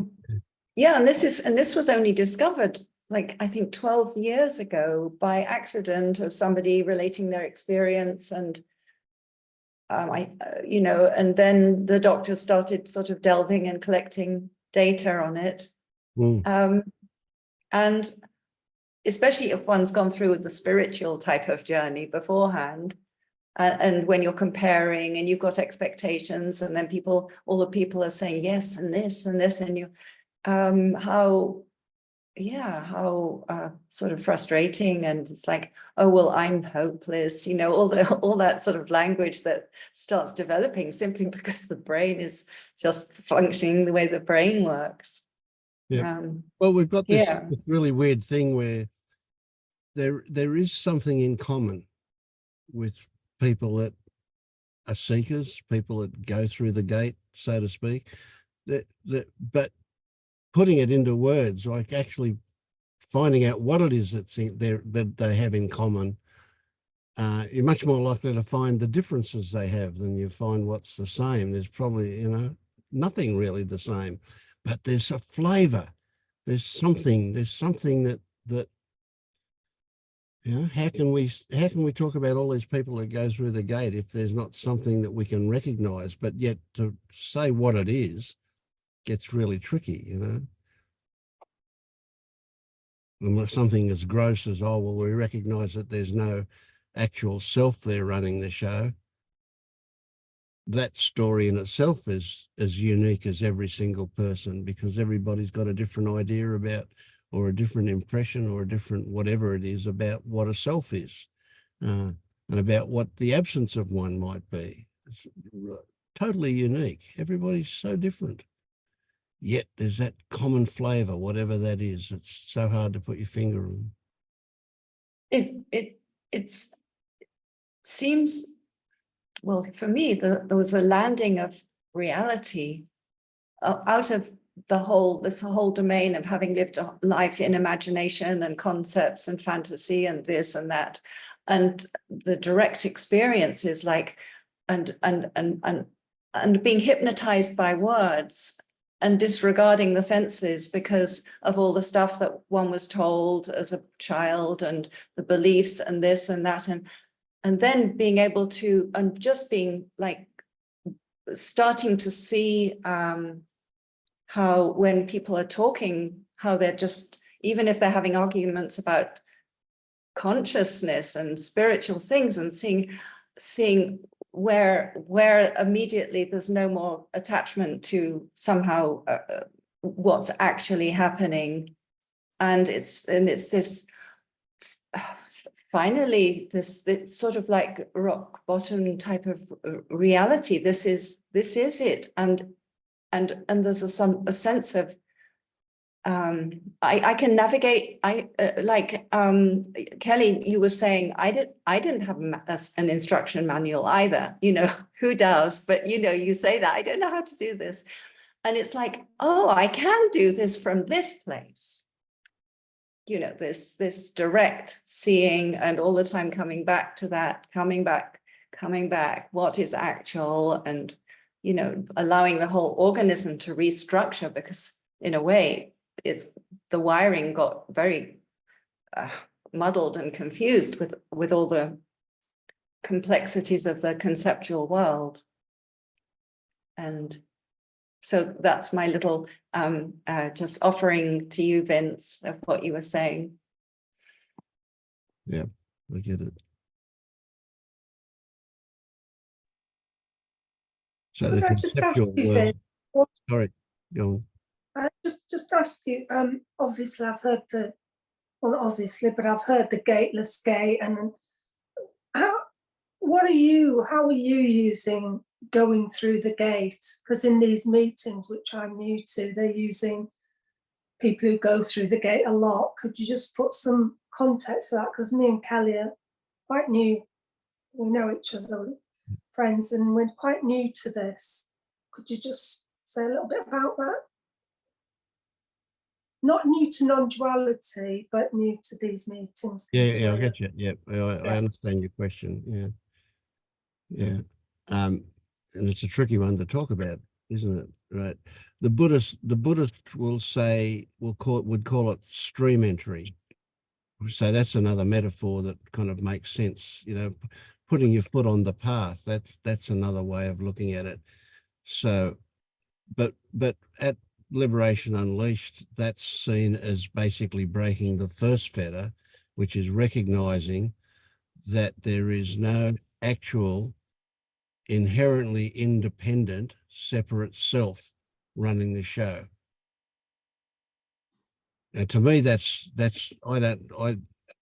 insufficient. You know, to me, that's saying what's not there. That's like trying to describe the middle of a hole. You know, it's kind of impossible to do.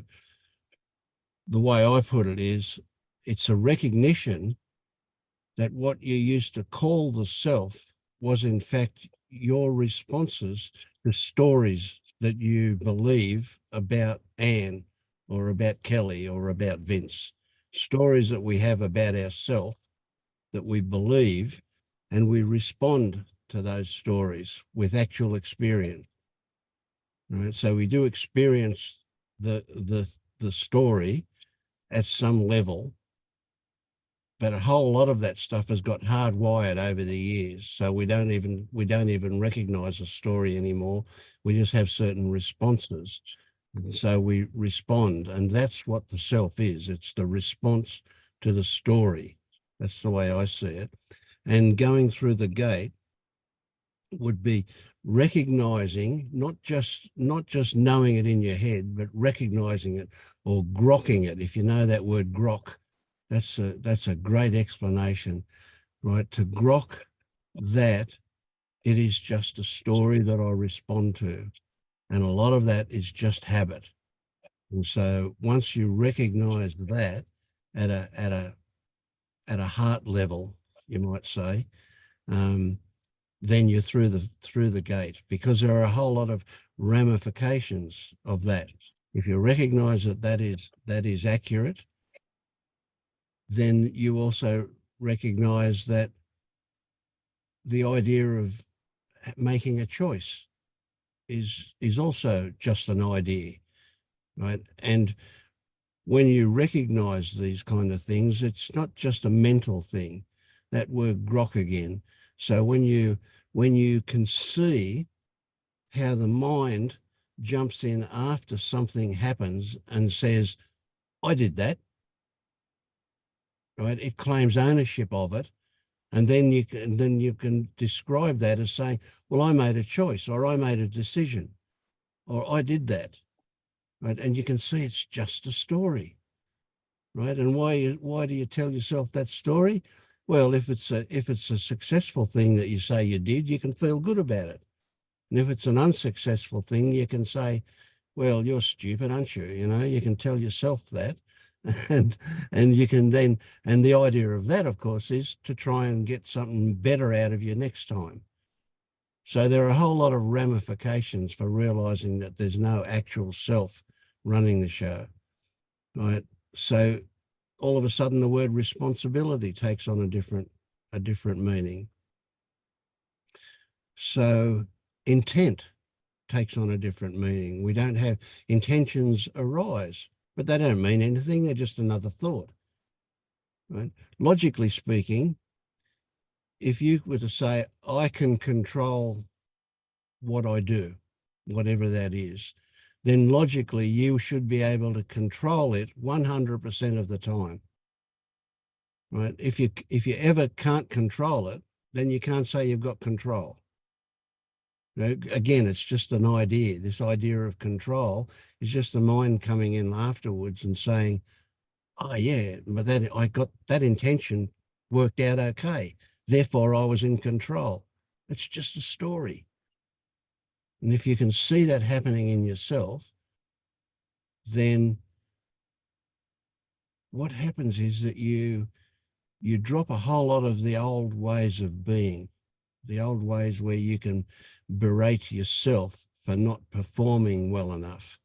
That's where most of the suffering comes from.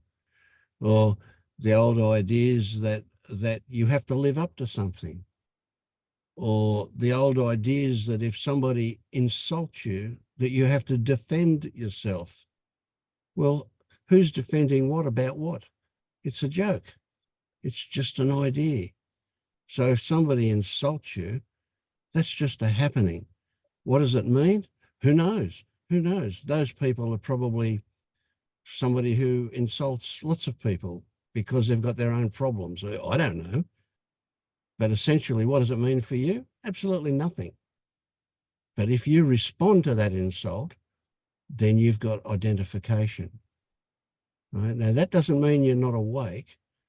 If you recognize that you've got identification, that's the first step in allowing it to drop away, recognizing that it's there. So people who are awake will still get triggered into doing what you might call selfing.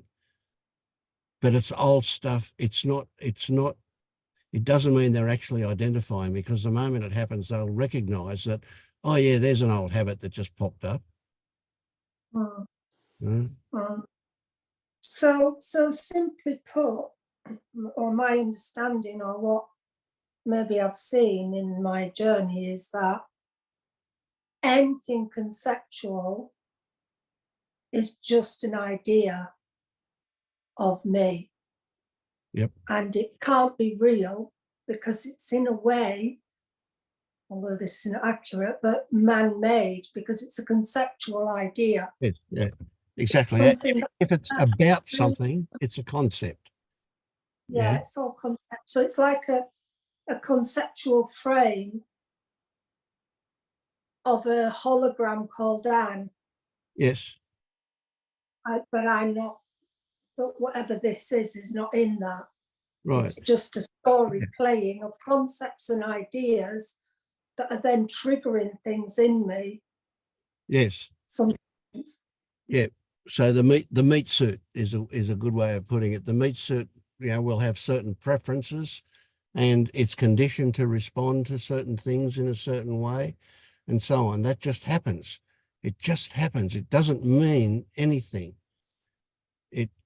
We can often find what might have triggered a happening, and if that leads to suffering, it's a good thing to do that, to find that trigger and just see what it's about, and it will likely change once we investigate it.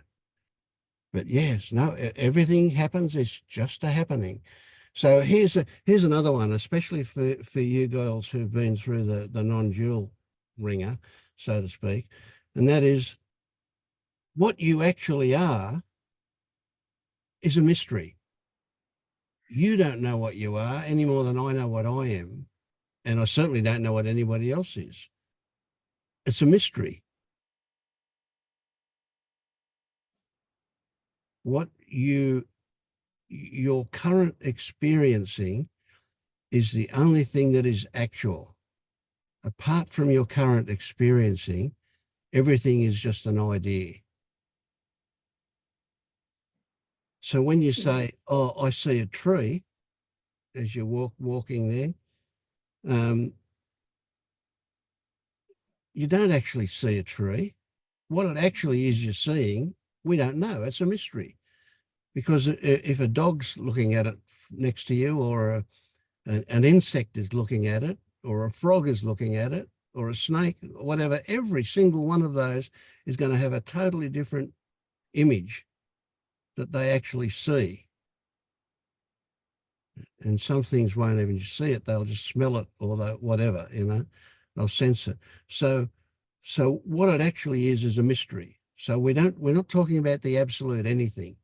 And this is one of the things that the non-dualists get into. They go, oh yeah, but there's awareness, everything is awareness, or everything is consciousness, right? And I'm saying, how do you know that? Well, they don't. No way. They can never give me a satisfactory answer. They can just say, well, I know it. Well, I say, you don't know anything. You only have beliefs. There is no such thing as knowing anything. You can't know anything because it's a mystery. Well, I have to be a bit careful because I didn't fall into the awareness trap. I did Rupert Steer and that kind of thing for a while, but I ended up, my last sort of guide was Angelo, who I love. But before that, for many years, it was Tony Parsons. So I got a bit trapped in, I kind of saw through, know me. But because of the community I was in, that's all we talked in. There's no me, nothing to do, nothing's happening. And that was a great relief, probably for about 6 months to a year. But yeah. I have to be careful now because I can bypass with it. Yes, absolutely. Yeah, the stuff that comes up now, even everything's a mystery when you said that, because Tony says that a lot. And not that he's wrong. I think everything's perfect that you do. So, but I realized there was more, and Angelo kind of helped me with that, because when he explained there's like the first awakening, which is probably the first few fetters, of which I've only just started looking at, and that's awakening, but then there's liberation. So awakening is realizing the conceptual structure for me of, oh, there's no I, it's all an idea, it's all thoughts and ideas, concepts. And I was in the desert for a long time with not knowing where to go from there, and probably still am a bit in terms of, so where's liberation now? And I think a lot of resistance to being in the body and exploring all the crap, really, the trauma that comes up, that's kind of. So are you talking about the gate then as the first awakening in Angelo's terms? Sort of the first seeing of, oh, so I'm made up. I'm a concept. So it's not so much even that, it's the recognition, the realization that what you used to take as something actual is in fact just a concept. So it's not that you are a concept. No, I don't mean that. What I mean is, I may have said that wrong, but what I'm left with is an emptiness. There's no me. Yes. There's no one. There's no one real here. Yeah, there's no one running the show, but there's still a dream, or you can still get stuck in old concepts. conditioning and triggers and things like that. And when in liberation, the whole thing goes, and then although there's just, you're always awake, it's always just this, but the veil over it of your conditioning has to be seen through. So liberation would be when the whole veil drops and there's no time or distance, because I still see distance, I still see subject objects, but that's what would disappear in liberation. I would strongly suggest that you drop that word liberation, and even just waking up, you know, they're misleading, those words. Having seeing through the first fetter is the beginning of a long way to go. Now you're going to come to somewhere where you've already been, where you got with Tony Parsons, but you're not going to get there straight away. There's a whole heap of stuff between the first fetter and the sixth fetter, what you're talking about, or more, you know. So really, it's every time you use a label, that's obscuring you from seeing what is actually going on. But any label that you use at all is a way of avoiding, or a way of being distracted from what it is that you actually want to see. So just get that sentence in your head, that the only thing that is actual is what you are currently experiencing. Now, you can't bottle that. You can't, you know, even if you tried to write it down, if you tried to record it, you would only get a very loose interpretation that wouldn't be anywhere near what it was actually like, right? But that is constantly there, and it's constantly changing. Right? It's a flow. Now that's, you know, David was jumping on that word a little bit because he's saying there's not really anything to flow from anywhere to anywhere, but it's just a metaphor we're using, just a way of saying that what we are is movement. If you want to say something that feels a bit more like you can grab a hold of it, you can say, well, it's just energy. But none of those are actually right. They're just another way to kind of get a... Yeah, I know what I'm in the flow quite a lot. Yes. And then the flow gets a spike put in it. But exactly what Rebecca was saying earlier. Yeah, that thing will come along. There's only this right now, as you're saying, stay with that. You used a sentence that I'll have to remember. What was that sentence? You said, get that all out of your head, and there's only this that's happening now. Only thing that's actual, right? And I use the word actual instead of the word real. I don't like real, but actual, the only thing that is actual is your current experiencing. Yeah. And so experiencing. Yeah, and I get that, because I can understand it's real and unreal, so I don't like real anyway, so it's actual. But so when, say with past and future, that's not real either, but when a memory comes up or thoughts of the past, that's actual now, isn't it? Do you see what I mean? It might not be real. Yeah. No, all right, that's a tricky one. So you do actually experience the happening that we call a thought. But yes, but that's not what we don't respond, generally speaking, we don't respond to the happening of the thought. What we respond to is what the thought's about. So we've got a really tricky one there, because of the medium, the carrier is the message. The thought, what the thought's about is what makes the thought. And we do experience the fact of having a thought, but what's not actual is what it's about. That's the story. But what we respond to that story, and that is our current experiencing. Yeah.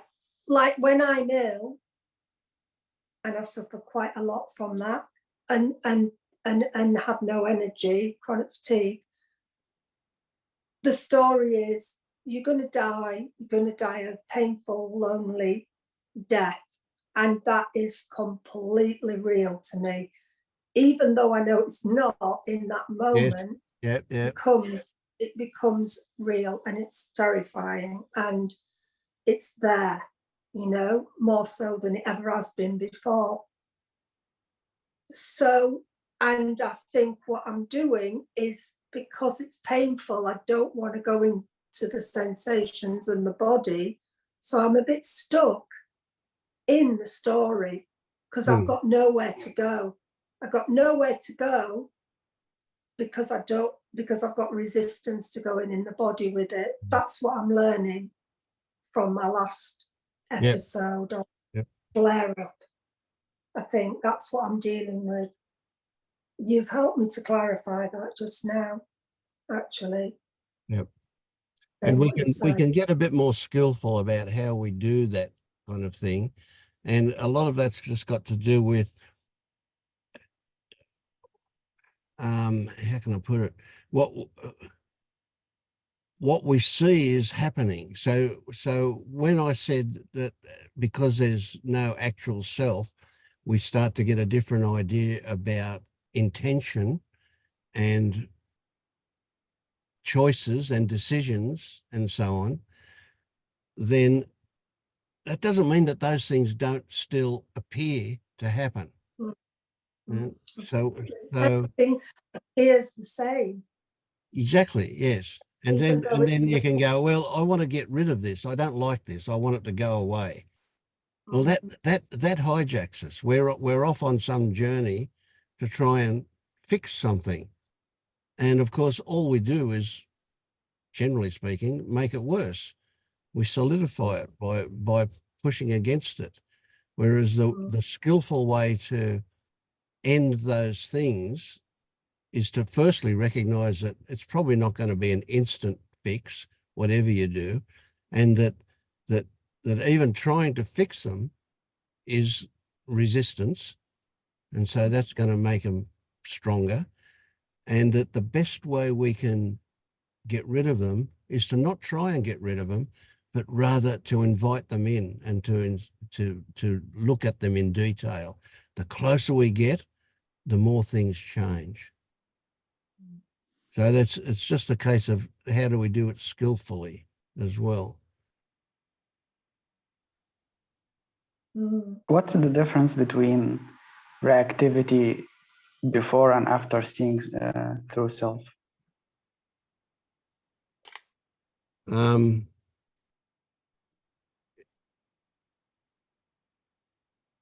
Well, I can only tell you my experience, and that is that reactivity still happens.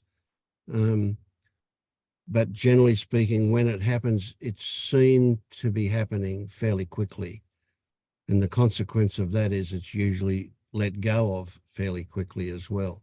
So we don't have what in Buddhism we would call the second dart. We have that the initial reaction occurs, and we see it happening, and usually the result of seeing it means that it doesn't go in the loop that it would have gone in once before. And so we're not going to go, oh, that shouldn't have been happening. And so the consequence of having that thought is that, I'm a terrible person because it shouldn't have been happening. And there's all that suffering that comes from all of that. Well, that doesn't happen, essentially. I would have to agree, Vince. It's very quickly diminished. The emotion doesn't grab you after, the reaction, the sensations in the body doesn't, it's a lot duller, a lot, it's very manageable. If that's the thing that's the way of putting it. It just dissolves really quickly. So that's what I found personally as well. Just bang, it's just, you react, and then, whether that's maybe a loud voice or, Well, even if we're reacting in what I might describe as an ego fashion, you know, if somebody threatens, not that I've experienced this for a long, long time, but if somebody were to insult you, do I get a funny tight knot in the stomach and I want to defend it by in one way or another, or do I want to run away, or do I want to punch them in the face, or what do I want to do? What's that reaction? Is it a defense reaction? Well, when that kind of thing, that's an extreme example, if that happens, you can go, there you go, look at that. There it is. You know, there's a bit of selfing going on. And the consequence of that recognition means that it's either less likely to come up again, or it'll come up again in a different way. It will be changed as a result of that recognition. The recognition is the key to almost all of this stuff. And it's not like you do recognition. It's like you train yourself to recognize things when they happen, just by doing it. And I train myself by having a chuckle. I can genuinely see the humor in the stupidity of some of the stuff that comes to mind. It's hilarious because it's crazy, some of it. Yeah. I have a question. Sorry. Anne mentioned some flow states, and I heard many people mention in flow states, you know, like they experience in flow states. How does it feel?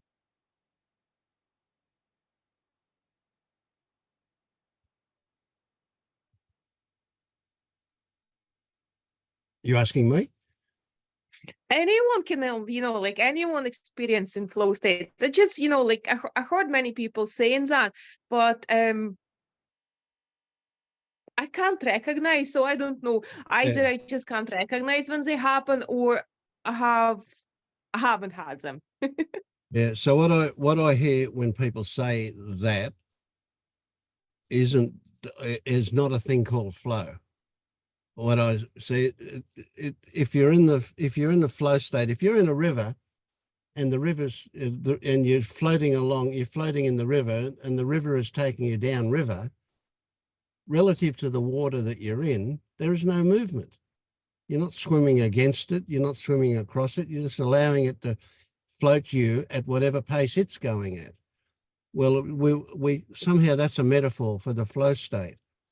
So what I say to you, if you're in the flow state, you don't know you're in a flow state unless you go, I'll compare that to a memory when I wasn't in the flow state.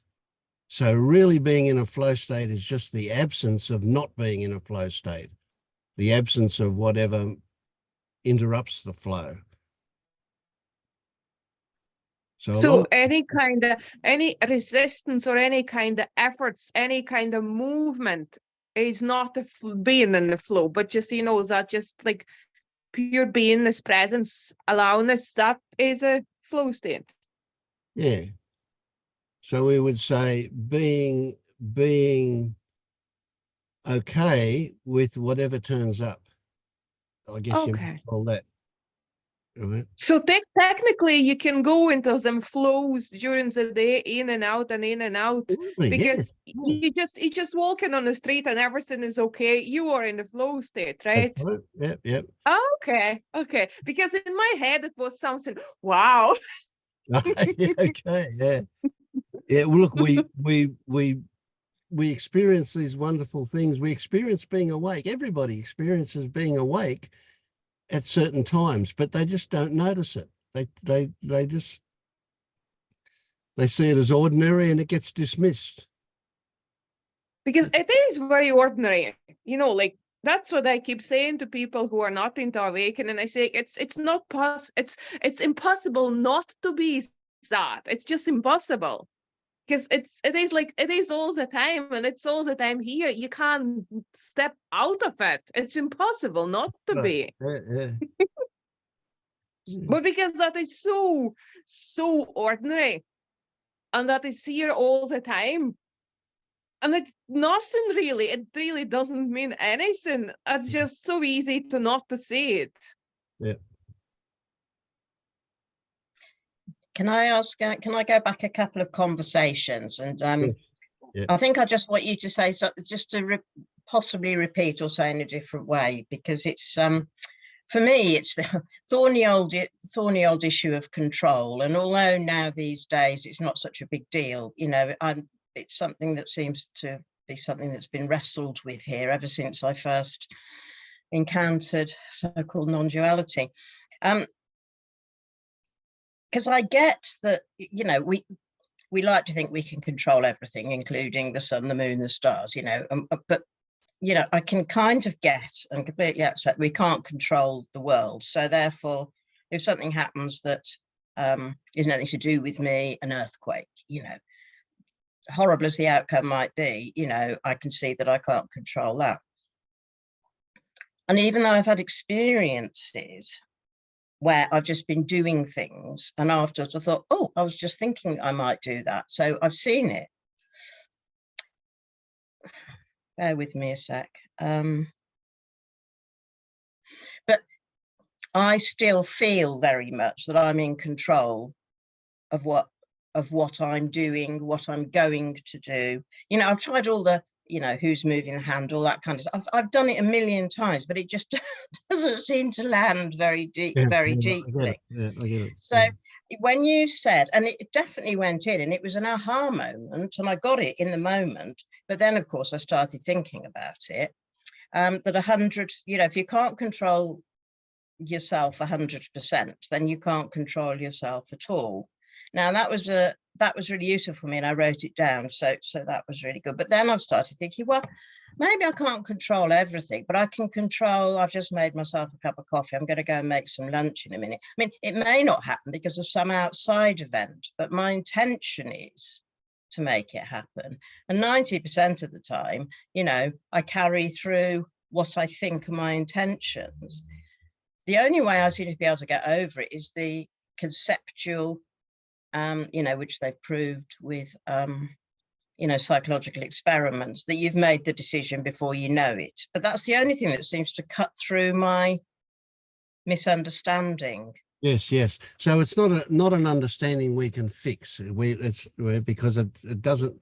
What we want is outside of understanding. What we want to do is we want to realize, make real this what is actual, not what we're not trying to introduce something that doesn't exist.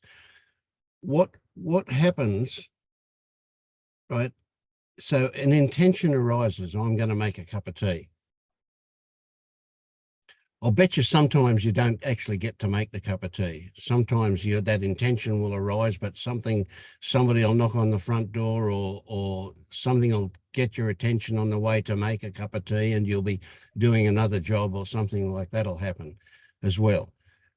But we ignore those times and we say, with the times that when I had the intention to make a cup of tea and I actually made a cup of tea, therefore I have control. That's a logic story that we put over the top of what actually goes on. And what actually goes on is that something will trigger the idea for you to make a cup of tea. Right? You won't even notice what that trigger is. You'll just get the idea that you're going to have a cup of tea, and you'll call that idea an intention. Oh, I'll go and make one. But you've just called it. But what triggered it? You might have seen a cup on the sink. Right, or your glance might have fallen on the fridge and you need to get milk out of, or you saw the kettle, or it's a time of the day where you always have a cup of tea. Well, all sorts of possible triggers will trigger the idea of having a cup of tea. And then guess what? A happening will occur, and that is that you won't tell your feet where to walk, but they'll know where to walk. And they'll walk you over to get the cup and get the milk and and put the jug on and all of that stuff. All of that stuff happens. The idea that you're doing it is just an idea. It's just a thought that comes along. And then most of the time, you will do it automatically and you won't even have the idea. You don't have the idea about how much sugar to put into it, or how much milk to put in it, or how much water to put in the cup, or whether to put the tea bag in first, or whether you use a teapot. However you do it, you most of that time you'll do it automatically. You won't be thinking about it at all. It'll just happen. And you've done Yeah, it so thank many you. times that you know how I just wanted it to be said again, because it's like I lost it, and what just jumped back to me was something that helps me to get back to that, because I've definitely experienced it, but when you're not in it, yes, it doesn't work in the mind. Is that actually everything we do is reactive to something. That's how I kind of see the flow in a conceptual way, as in you say something, so I something back, say something back, somebody knocks at the front door. Absolutely everything we do is in response to something else, including seeing a mug on the side. Oh, I fancy a cup of tea. yeah. Actually, everything that happens in the entire, whatever this is actually a reaction to something else, isn't it? Either internally or something else. Yes. Which is why there are millions of different ways things can happen. You know, so what's so amazing, this mystery, a million different ways things can happen, but they can only happen one way, depending on all the conditions that have gone before. Yep. But then, of course, we fall into blooming cause and effect, and then I get all tied up with that. So you just go round and round. Well, cause and effect is a really simple one. It's such a simplistic idea that even a 3-year-old, you know, would struggle to kind of go with it. You know, how could the idea that one or two events are the total cause of anything is just crazy. You've only got to look at it. For you to make that cup of tea, I could list easily 50 things that had to be in place for that to happen. You had to have the tea bags for a start. You had to have the ability to boil the hot water. You had to have electricity on. You had to own a kettle. You had to, there's just no end to the things that were involved in the successful making of a cup of tea. Oh, I've just had an aha moment then. So it is kind of cause and effect, but it's like a million things that have caused it. So you can't say six. So you're talking about there can't be just one or two causes. Somebody said that to me, so then I got angry. Oh, I see. So when people say cause and effect isn't real, it just means it's not that simplistic. Yeah, that's right. Yeah, and you can go further. There's a really great story, and it was actually through this story that I had a glimpse of oneness. My first real aha moment about oneness was through this exact story.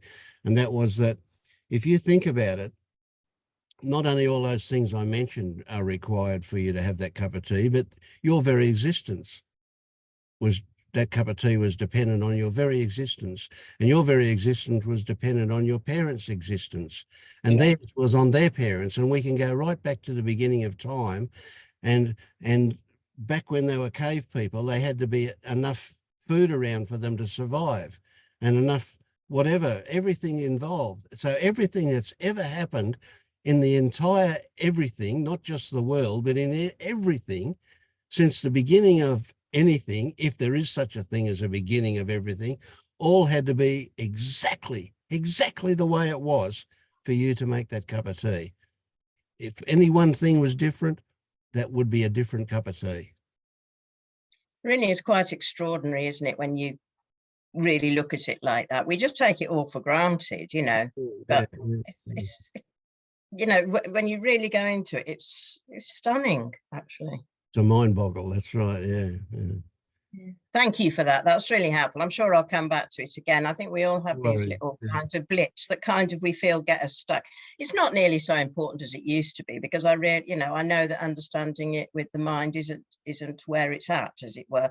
But every now and again, it just feels like it's helpful to kind of get down and get to the juice of whatever it was. That's one of the tools we've got to work with. Yeah. Thank you, Vince. That was great. Thank you. I want to mention something about conditioning.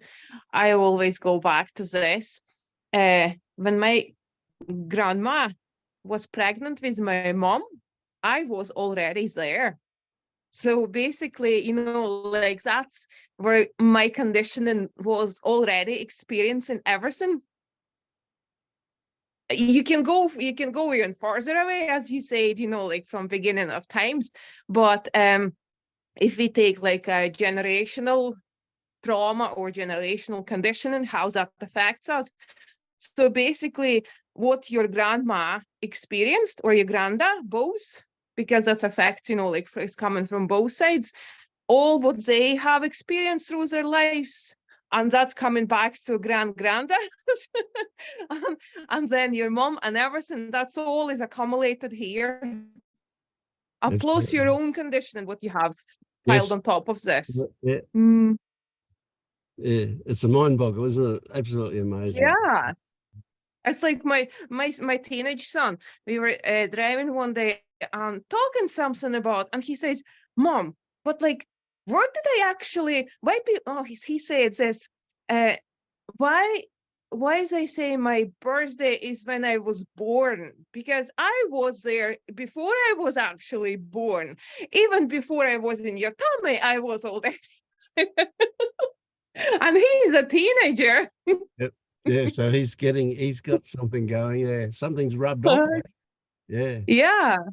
Questioning. And like good. even Yeah. you know, like I was thinking, okay, you can go back this direction, but you can also go back, you can go ahead other direction, you know, like when like life force, life source is leaving energy, leaving the body, like body, you know, you never stop exist because you're still keep existing as just different transformation. And you're always part of this. Like, you know, you don't know yourself as Anna, for example, but you're still existing. That existence never begins and it never ends.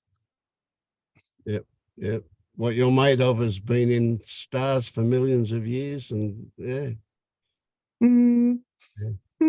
I have a lot of dreams about inquiry or exploring this existence in dreams. And the last one I was, and also there's this feeling of like I'm dying or like I'm entering something I don't know. And I usually do it in the dream. And this time, the question was, do I control this? And suddenly, like, I felt like my left side, it felt like I'm divided somehow, the left and the right. And it's like each part is doing its own thing, and I'm not in control. And I felt like I'm floating on my left, and it was so weird. Like it was, my head was trying to go left and right at the same time. And I wonder, is this seeing there is no control? Is it like this, like things happening without any sense of, like the same as somebody else's body? Like, does this make any sense? It's because it feels scary, really. It feels like I'm out of control.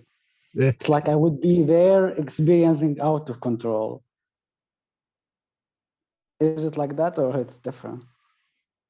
No, I never feel out of control like that. No. But many times, do you have never had the experience where you suddenly can just say, see your hand pick something up, and it's like it's not your hand, it's just a hand picking something up? Have you ever had an experience like that? It's No. I can see this like it's like a conceptually almost. It's like it's happening, but it feels like I am doing it. Well, the thing is, done it. if you yeah, this is the real trick, and this is something that is really relevant.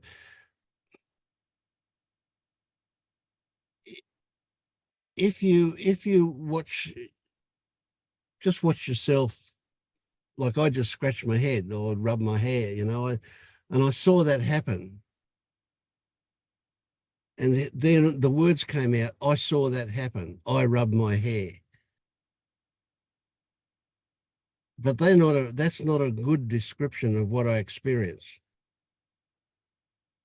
What I experienced was a sensation here. And it was only with my mind that I could identify that a hand that I say belongs to me actually did that. But what actually happened was there was an experience of a sensation here. And that included me seeing myself in the video, seeing my arm and so on. But the actual description of what happened is quite different to the verbal description that I came up with to tell you about it. And that when we talk to ourselves, we tell ourselves about it, then we create a story that we believed is what actually went on, when in fact it's not even close to what actually went on. So I'd say, yeah, Vince's hand rubbed his head. That's the story. But the experience wasn't of me owning a hand or a head or of me even doing it. The experience was just a sensation. I'm sorry. You can also ask this simple question, whether you're the source of anything that happens. So, Ramesh, do you feel that you're the source of your actions? The original source? No, but I feel like I'm responsible for them.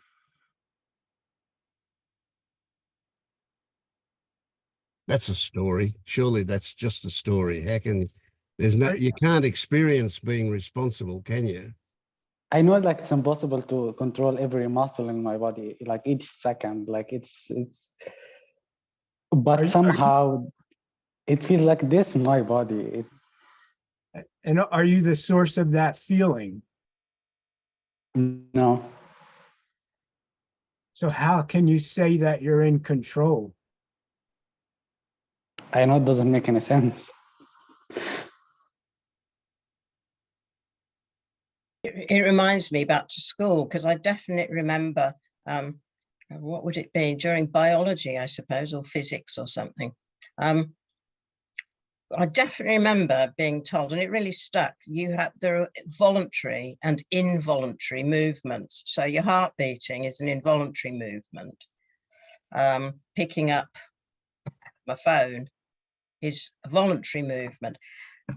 And it just, just that one sentence, just from education, just seemed to completely solidify what we're now unpacking as not being actual or true or whatever. It's just amazing, just amazing.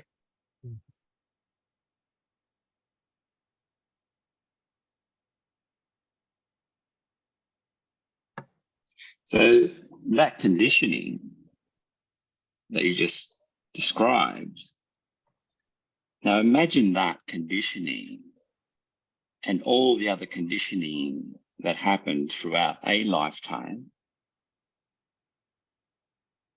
How can there be any control in anything? All that conditioning is what's initiating or energizing or potentiating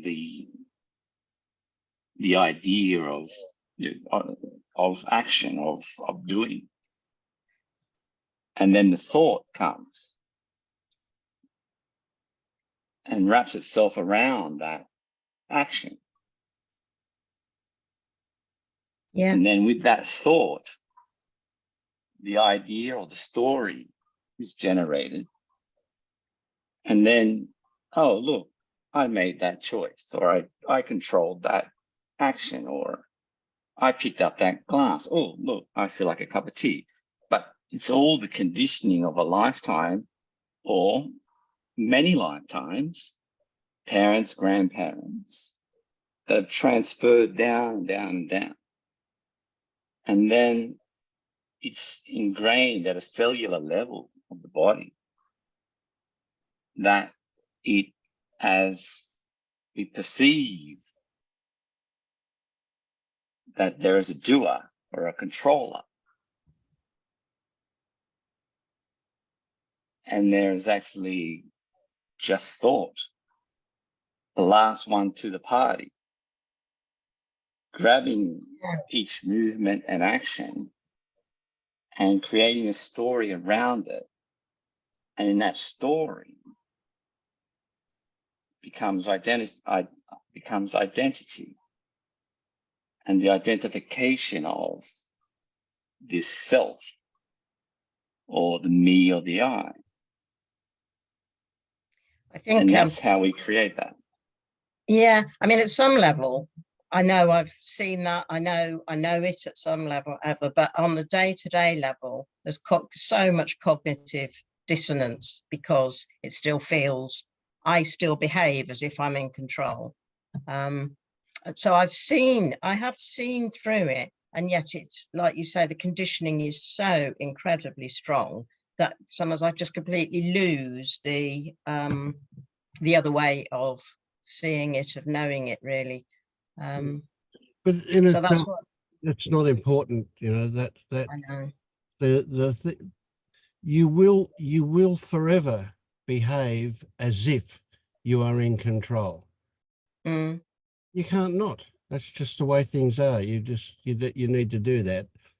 And in order to not have people rush you off to the hospital, you have to convince them that you're in control as well. But you know it's an act.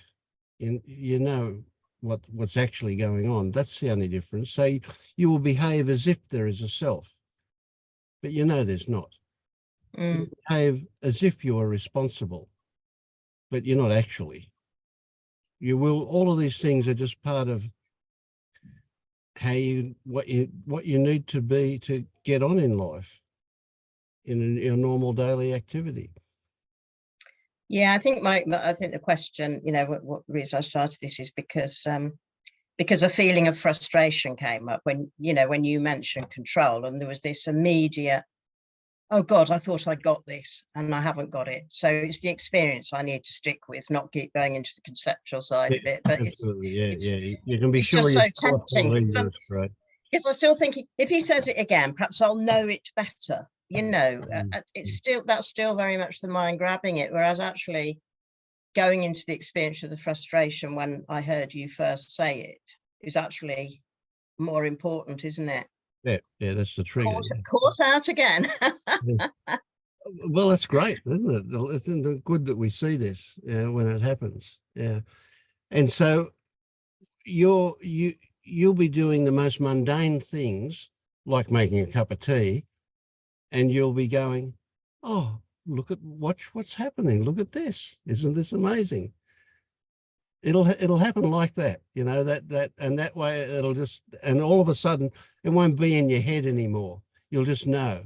And next time you have the thoughts about, I'll make a cup of tea, well, that'll just be a thought that's there, and you won't go, but you're responsible for doing it right, or whatever. Yeah. Yeah. And I mean, the ridiculous thing is I've actually experienced this, you know, very fleetingly. And I'm so glad I have, because I do have that experience to go back to. I mean, I know that's in the past and it's only a story. Nevertheless, you know, when that happened, I knew it was true. Yeah. I suppose I'm still wanting that to come back again, if I'm honest. Yeah, and we tend to automatically think, you know, when it's not there, we think, oh, there's something wrong. It should be there, you know. And so, you know, when we go, oh, there's something wrong, well, maybe it's me. And and it's just doubt. It's just more thoughts that we just get sucked into. That's all. Yeah.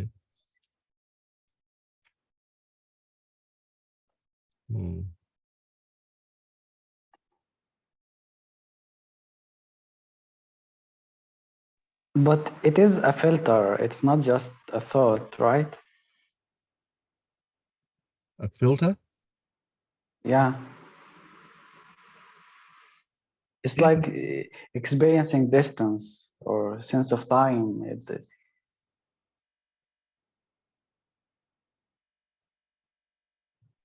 But It filters feels are made of energetic thoughts, somehow. aren't they? Aren't filters made of thoughts? It's like beliefs are just very solidified thoughts. Are filters not the same? Yeah, look, when I say filters, I just think of it's a very vague kind of thing, and I just think of stuff that allows some things through and not other things. So that's what a filter is in a literal sense. And so filters that say don't show your anger, for example. If that drops, then next time you feel angry, it's okay. You experience anger. And the filter that would have stopped you from showing it because you held those things in high regard or had a certain belief about them or whatever it was, that drops away. So then if I'm angry, I'm angry. You'll see my anger if I'm angry. I don't filter it out. It's not that I can filter it out, but I don't even try to filter it out. You'll get whatever comes up here. That's what I mean when I say filters drop away. I don't know if that explains it. Does that make sense to you, Ramesh? Yes, it's the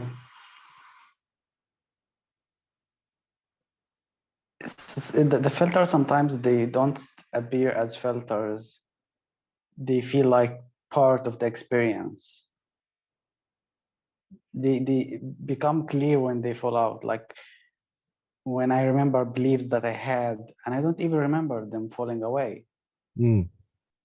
Yeah, But then I reflect, and it feels like, oh, how did I believe that? It feels like something fell off somehow, and I didn't notice it even. Yep. But I can believe it's the opposite, and I'm convinced that there is no control, but the filter is still intact somehow. Mm. And I can't point where is this control feeling is. Yep. Maybe it's a sensation somewhere, and Yeah. Well, see, where Donna's kind of showed us this wonderful thing where you can know it's not true, but still feel like it is true. You can have these apparently contradictory things happening at the same time. And if we look at it, if we can get close enough to look at it, what we'll often find is that there are still things that we believe support a belief that we have. So even though your head can say quite clearly there is no control, but that feeling that there is control, for some reason, that feeling is given some importance. It validates the idea that you do have control, even though it's just a feeling. But you're not looking at that feeling very closely. That's the only way you can maintain that on. If you look at it closely, you'll realize that it's just a sensation with stories attached to it. And it's the stories attached to it that actually make you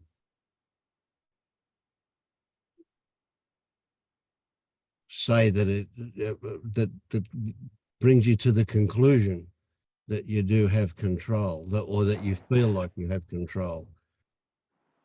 But when you can get in and look at that sensation and remove the stories, you'll realize that it's just a sensation. And the idea that it means that you have control is there. And that's not an enemy. That's not something that we need to get rid of, because there's a reason why. There's a reason why you still hang on to the idea that you've got control. And that's perhaps because of stories that you have about being out of control.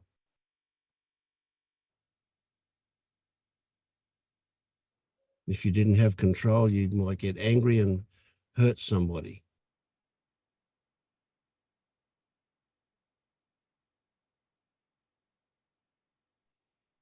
Yeah, you touched on something there, Vince. For me, it's like, the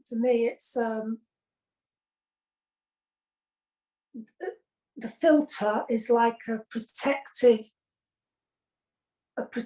layer, like that my ego thought structure has made up of conditioning and the way I need to be and keep things to keep things at a distance, because if I let it go, it's dangerous. So if I'm used to being not getting angry, let's say, then there's a filter. I can't get angry. And I can't drop that filter, because if I do get angry, something really bad would happen.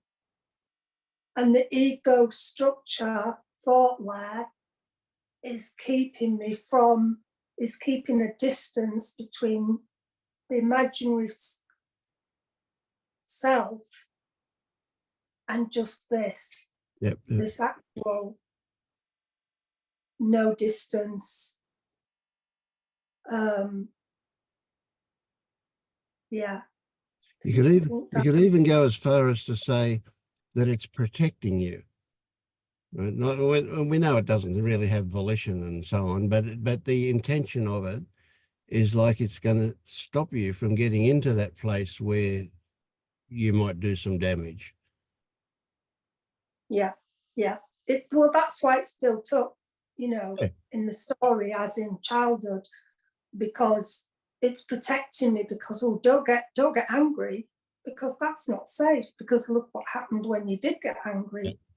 So therefore now you've learned not to be angry. That's so right. There's a filter of an imaginary way of being. But the ego's trying constantly to protect you, and it feels like death when you touch against it. Yep. Yeah, and it's very good at that. It'll take you to where you really absolutely fear survival. If you start going there, it can be really extreme in what it will do to stop you from going there because of what it fears. Yeah, because the final frontier is the ego death, which would feel like a regular death. It would feel like, although it's not real, it would actually feel like a real death. Well, yeah, that's a tricky one, because we're not going to kill the ego. It has its uses. But we're just going to tame it, if you like. We're just going to put it in its place. So we don't want to get rid of it. I mean, you couldn't survive in the grocery store without it. It's pretty necessary for it.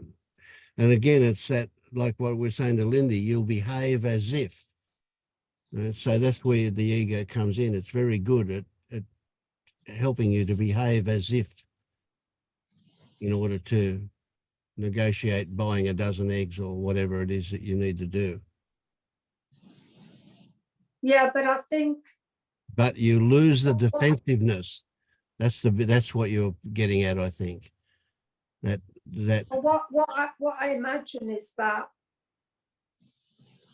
you don't need that play acting in the final. No, I'm not talking about the first awakening where you're still play acting being a person, but you're not, sort of thing. I'm talking about beyond that, when everything's gone, where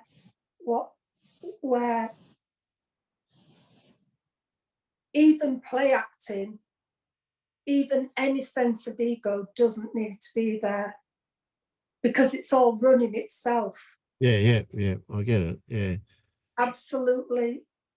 Control doesn't even make sense there. What would control? What would play act? What would?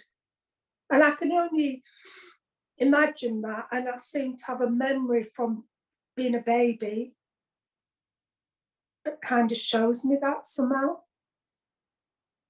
Yeah, Or that story, and I don't know. It's all yeah. very No, I get what you're saying, and I think it's something we all have. We can all get in touch with some of it.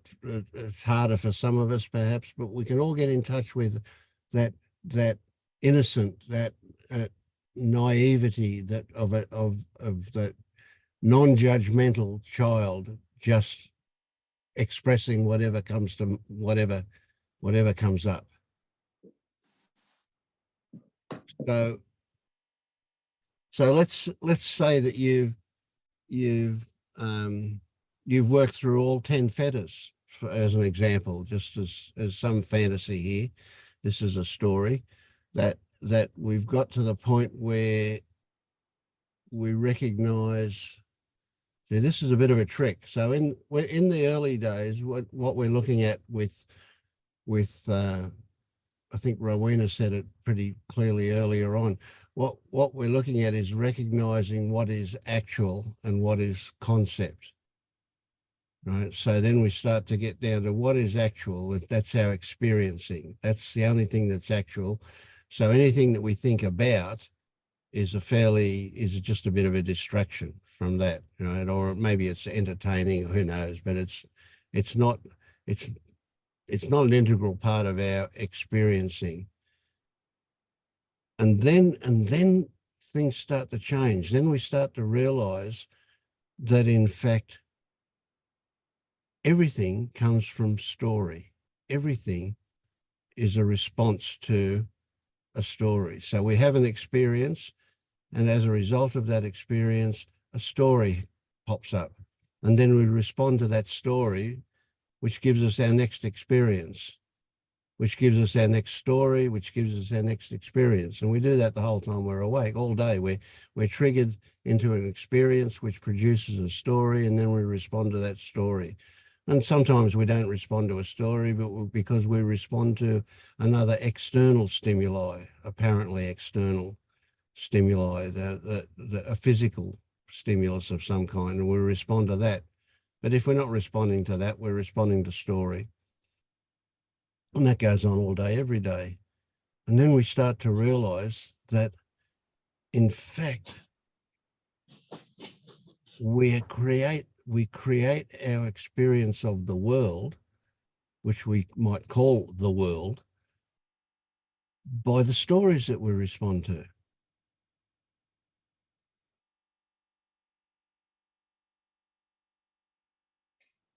And then as we get to the point where we just, how can I put it? We just notice what goes on without creating the next story to respond to. So what we're responding to is just what goes on.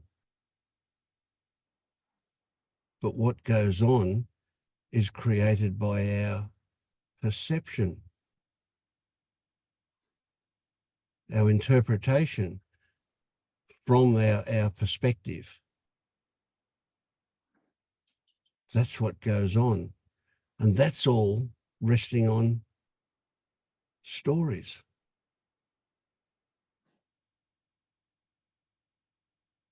And then we fall over the cliff of Feta 10, and do we still have stories? I don't actually know. But if we have stories, they're like the breeze. They're just the air movement. They're just there. They just happen. They don't mean anything in and of themselves, or they mean the same as the breeze means. It might be a cooling breeze or a warming breeze or just a breeze. It might not have anything for us to respond to. It's just there.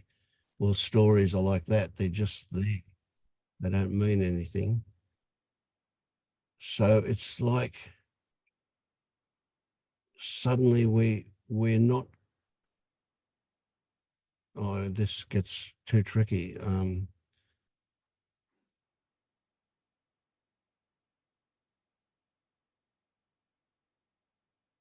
Yeah. I just have to float off into somewhere now where I don't know. There are the stories create the world, but the stories are just there. I don't know. It's I don't know. I have no idea what's up there. Yeah, but it's an ongoing journey that never ends. I believe that. Yeah. Can I just ask a question on direct experience? So, Yeah, of course. Yeah. So with the direct experience, so say I've got children, say my children are doing something that shouldn't be, I can feel a sensation rising up in me. So straight away, I will name that as anger. Mm-hmm. It's not safe. And then on top of that, there'd be, it's not safe to be angry because, like from childhood, because your mum was not kind when she was angry. And then another one. So would the direct experience just be to stick with the sensation rising in me and not labeling? Yes, yeah, that's a trick, that one. Yeah. So it's like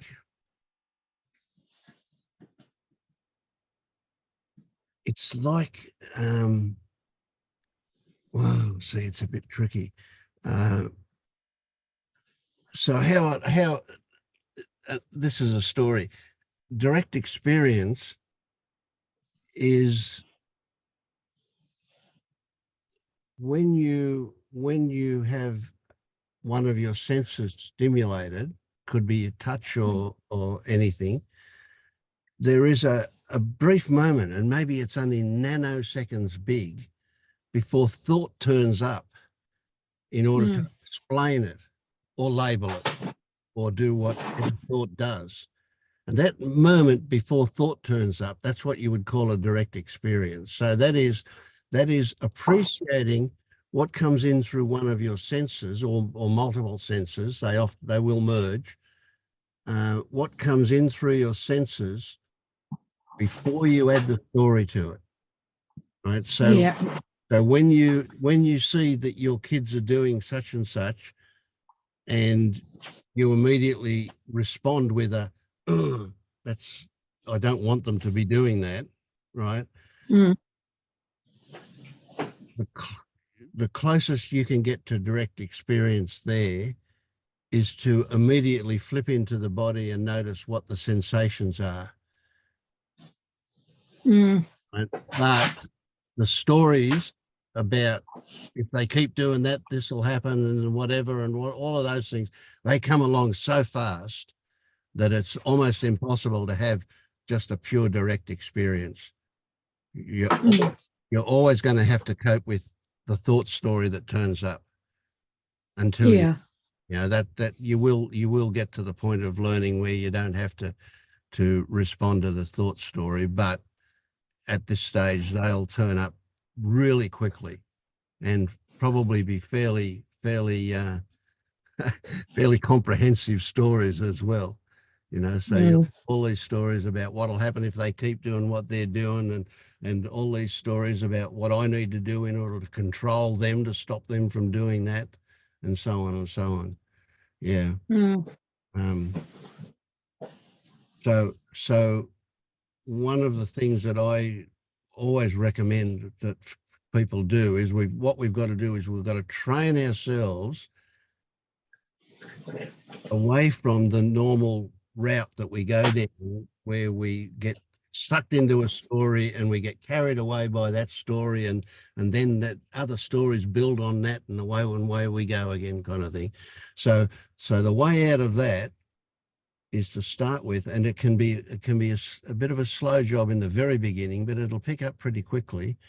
And that is that the moment you recognize that you've been lost in a story, you celebrate the moment of recognition, and you celebrate it by having a laugh. Fake it. Doesn't matter. If you fake it, what you do is you change the hormones in your body, and But you short circuit the old routine. As soon as you do that, as soon as you recognize that you were lost, that you're not lost anymore because you've stepped outside of it in order to see that you were in it. And so what you do is you develop a new set of triggers here. So instead of getting carried away into that every time, you'll get better and better at recognizing it sooner. And the moment you recognize it, it changes. It can't keep going once you recognize it. So that's just like plain hard work, homework to do. But within a few weeks, within as little as 6 weeks, you'll see things starting to change quite a bit if you do that religiously. Get right into that little exercise. Every time there's a moment of recognition. You're not trying to not get lost. In fact, it's a good thing that you get lost. The moment you recognize that you were lost, do that laugh as a point of celebration, and that will start a new pathway in the brain, and the old pathway will not get completed. You frustrate its sense of satisfaction. So you know, we all know somebody who, when they start telling you a story, even when you tell them, I've heard that story before, they've still got to finish it. Well, that's human nature. We all do that. And the story in our brain, we want to finish it. And the moment you recognize you were lost and you laugh, it doesn't get finished. And that means that you're going to drop that pathway is going to fade away a lot faster as a result of that. That's a good exercise to get into. Lovely. Thank you, Vince.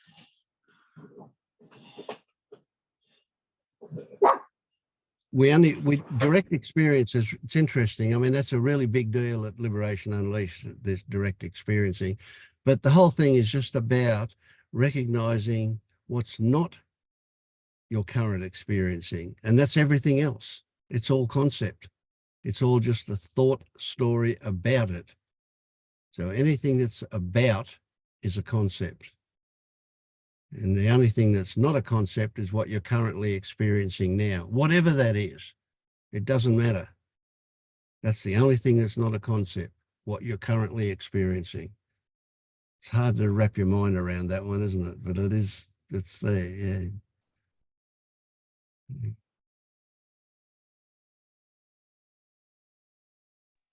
Can I just say, Vince, so, because you said that to me as well, laugh afterwards, and that just clarified it even more. So thank you for that, and Kelly's question. And so are you talking about laughing after a thought story, laughing after the sensation of anger, or both? Because would one be spiritually bypassing, like, I'm very good at bypassing my feelings because I don't. Yeah. So, no, yeah, what I'm saying what laughing is a celebration of the recognition. I want to underline the word recognition. The moment you recognize that you were lost in a story, and that's usually when you're feeling a high emotion of any kind. The moment you recognize it, we're not trying to stop the story. That will happen. What we want to do is we want to make a point of celebrating the recognition that you were lost in a story. So underline the word recognition. That's the key. That's the key to this thing. I recognize, oh Jesus, I was about to go off my brain. I was about, or I did go off my brain. And guess what? I mean, it's a couple of hours later or even the next day. And I went, yeah, I lost it yesterday. I went off at those stupid kids. I went off at them, and because you recognize that that's what happened, you go, have a laugh. Fake it. So would that be the same as, like, some people, like, say when I started this, it was story after story after story, so you just keep laughing at all those stories? Not at the stories, at the recognition that you were lost in the stories. It's, I think You've explained it a lot better, Vince, but you know, like I think I explained it in my talk earlier on, that I'm coming out of stories a lot quicker and recognizing them. But what I've been saying is that's not me. So instead of saying that, say laugh at myself. Yes, yes. And don't say that's not me. That's so you kind of Yeah. you're almost going to bypass things like that way. Yeah. So yeah, this is another really hard one to get across to people. Whatever comes up is okay. Whatever comes up gives us something to work with. There's no wrong or right. There's just what happens. So what we've got, whatever comes up is okay. And if it happens that you were lost in a story, then celebrating the recognition of that fact that you were lost is what will mean that it will come up quicker next time. You'll get it. You'll even get to the point where you'll see that you were about to get lost in a story. And the fact that you saw that means that it never happens. It's an adventure. Vince, I wanted to jump in just very quickly what you're saying about this laugh. And it was just like, oh, it's basically, if normally with that story there is an attached negative emotional experience in that neural pathway, you are bringing in positive emotional experience, and that's how you are rewiring all that. Yes, that happens. Yeah. So when you get lost in a story, especially if, you know, and it's usually a negative story, you get lost in that story, you're going to get stress hormones in your body, right? Just because you're getting emotional. So stress hormones happen. Mm-hmm. When you laugh, you drive out the stress hormones and replace it with oxytocin. You replace it with a good hormone, a feel-good. Mm-hmm. Right. So that's one of the reasons why that trigger gets really powerful, because you're changing your whole body state. You have a good laugh. I mean, you do this when you're by yourself. I mean, or if you don't mind your kids thinking you're mad, that's okay. Just laugh. Fake it to start with, but after a little while, it'll start to be genuine. It will actually get quite genuine. And you watch the hairs on the back of your neck will stand up. You'll feel really different in the body as a result of doing that. It's amazing how it changes the tone of everything. Even if you just pretend you're laughing, you're not actually laughing. And if you're out in public, you don't need to laugh out loud. Just think, laugh to yourself, or smile with your eyes. If you just get that feeling, and it actually changes the way you feel in your body. It's really powerful stuff. Yeah. That's lovely. Thank you so much, Vince, for that gift. Thank you. Yeah. Beautiful. Okay. All right. Well, I've got to get up at 5:30 in the morning, and it's just past midnight here, so I'm going to call it quits. Go. Okay. Thank you. All right. Lovely meeting. Thank you so much. Okay. Bye-bye. Bye. Bye.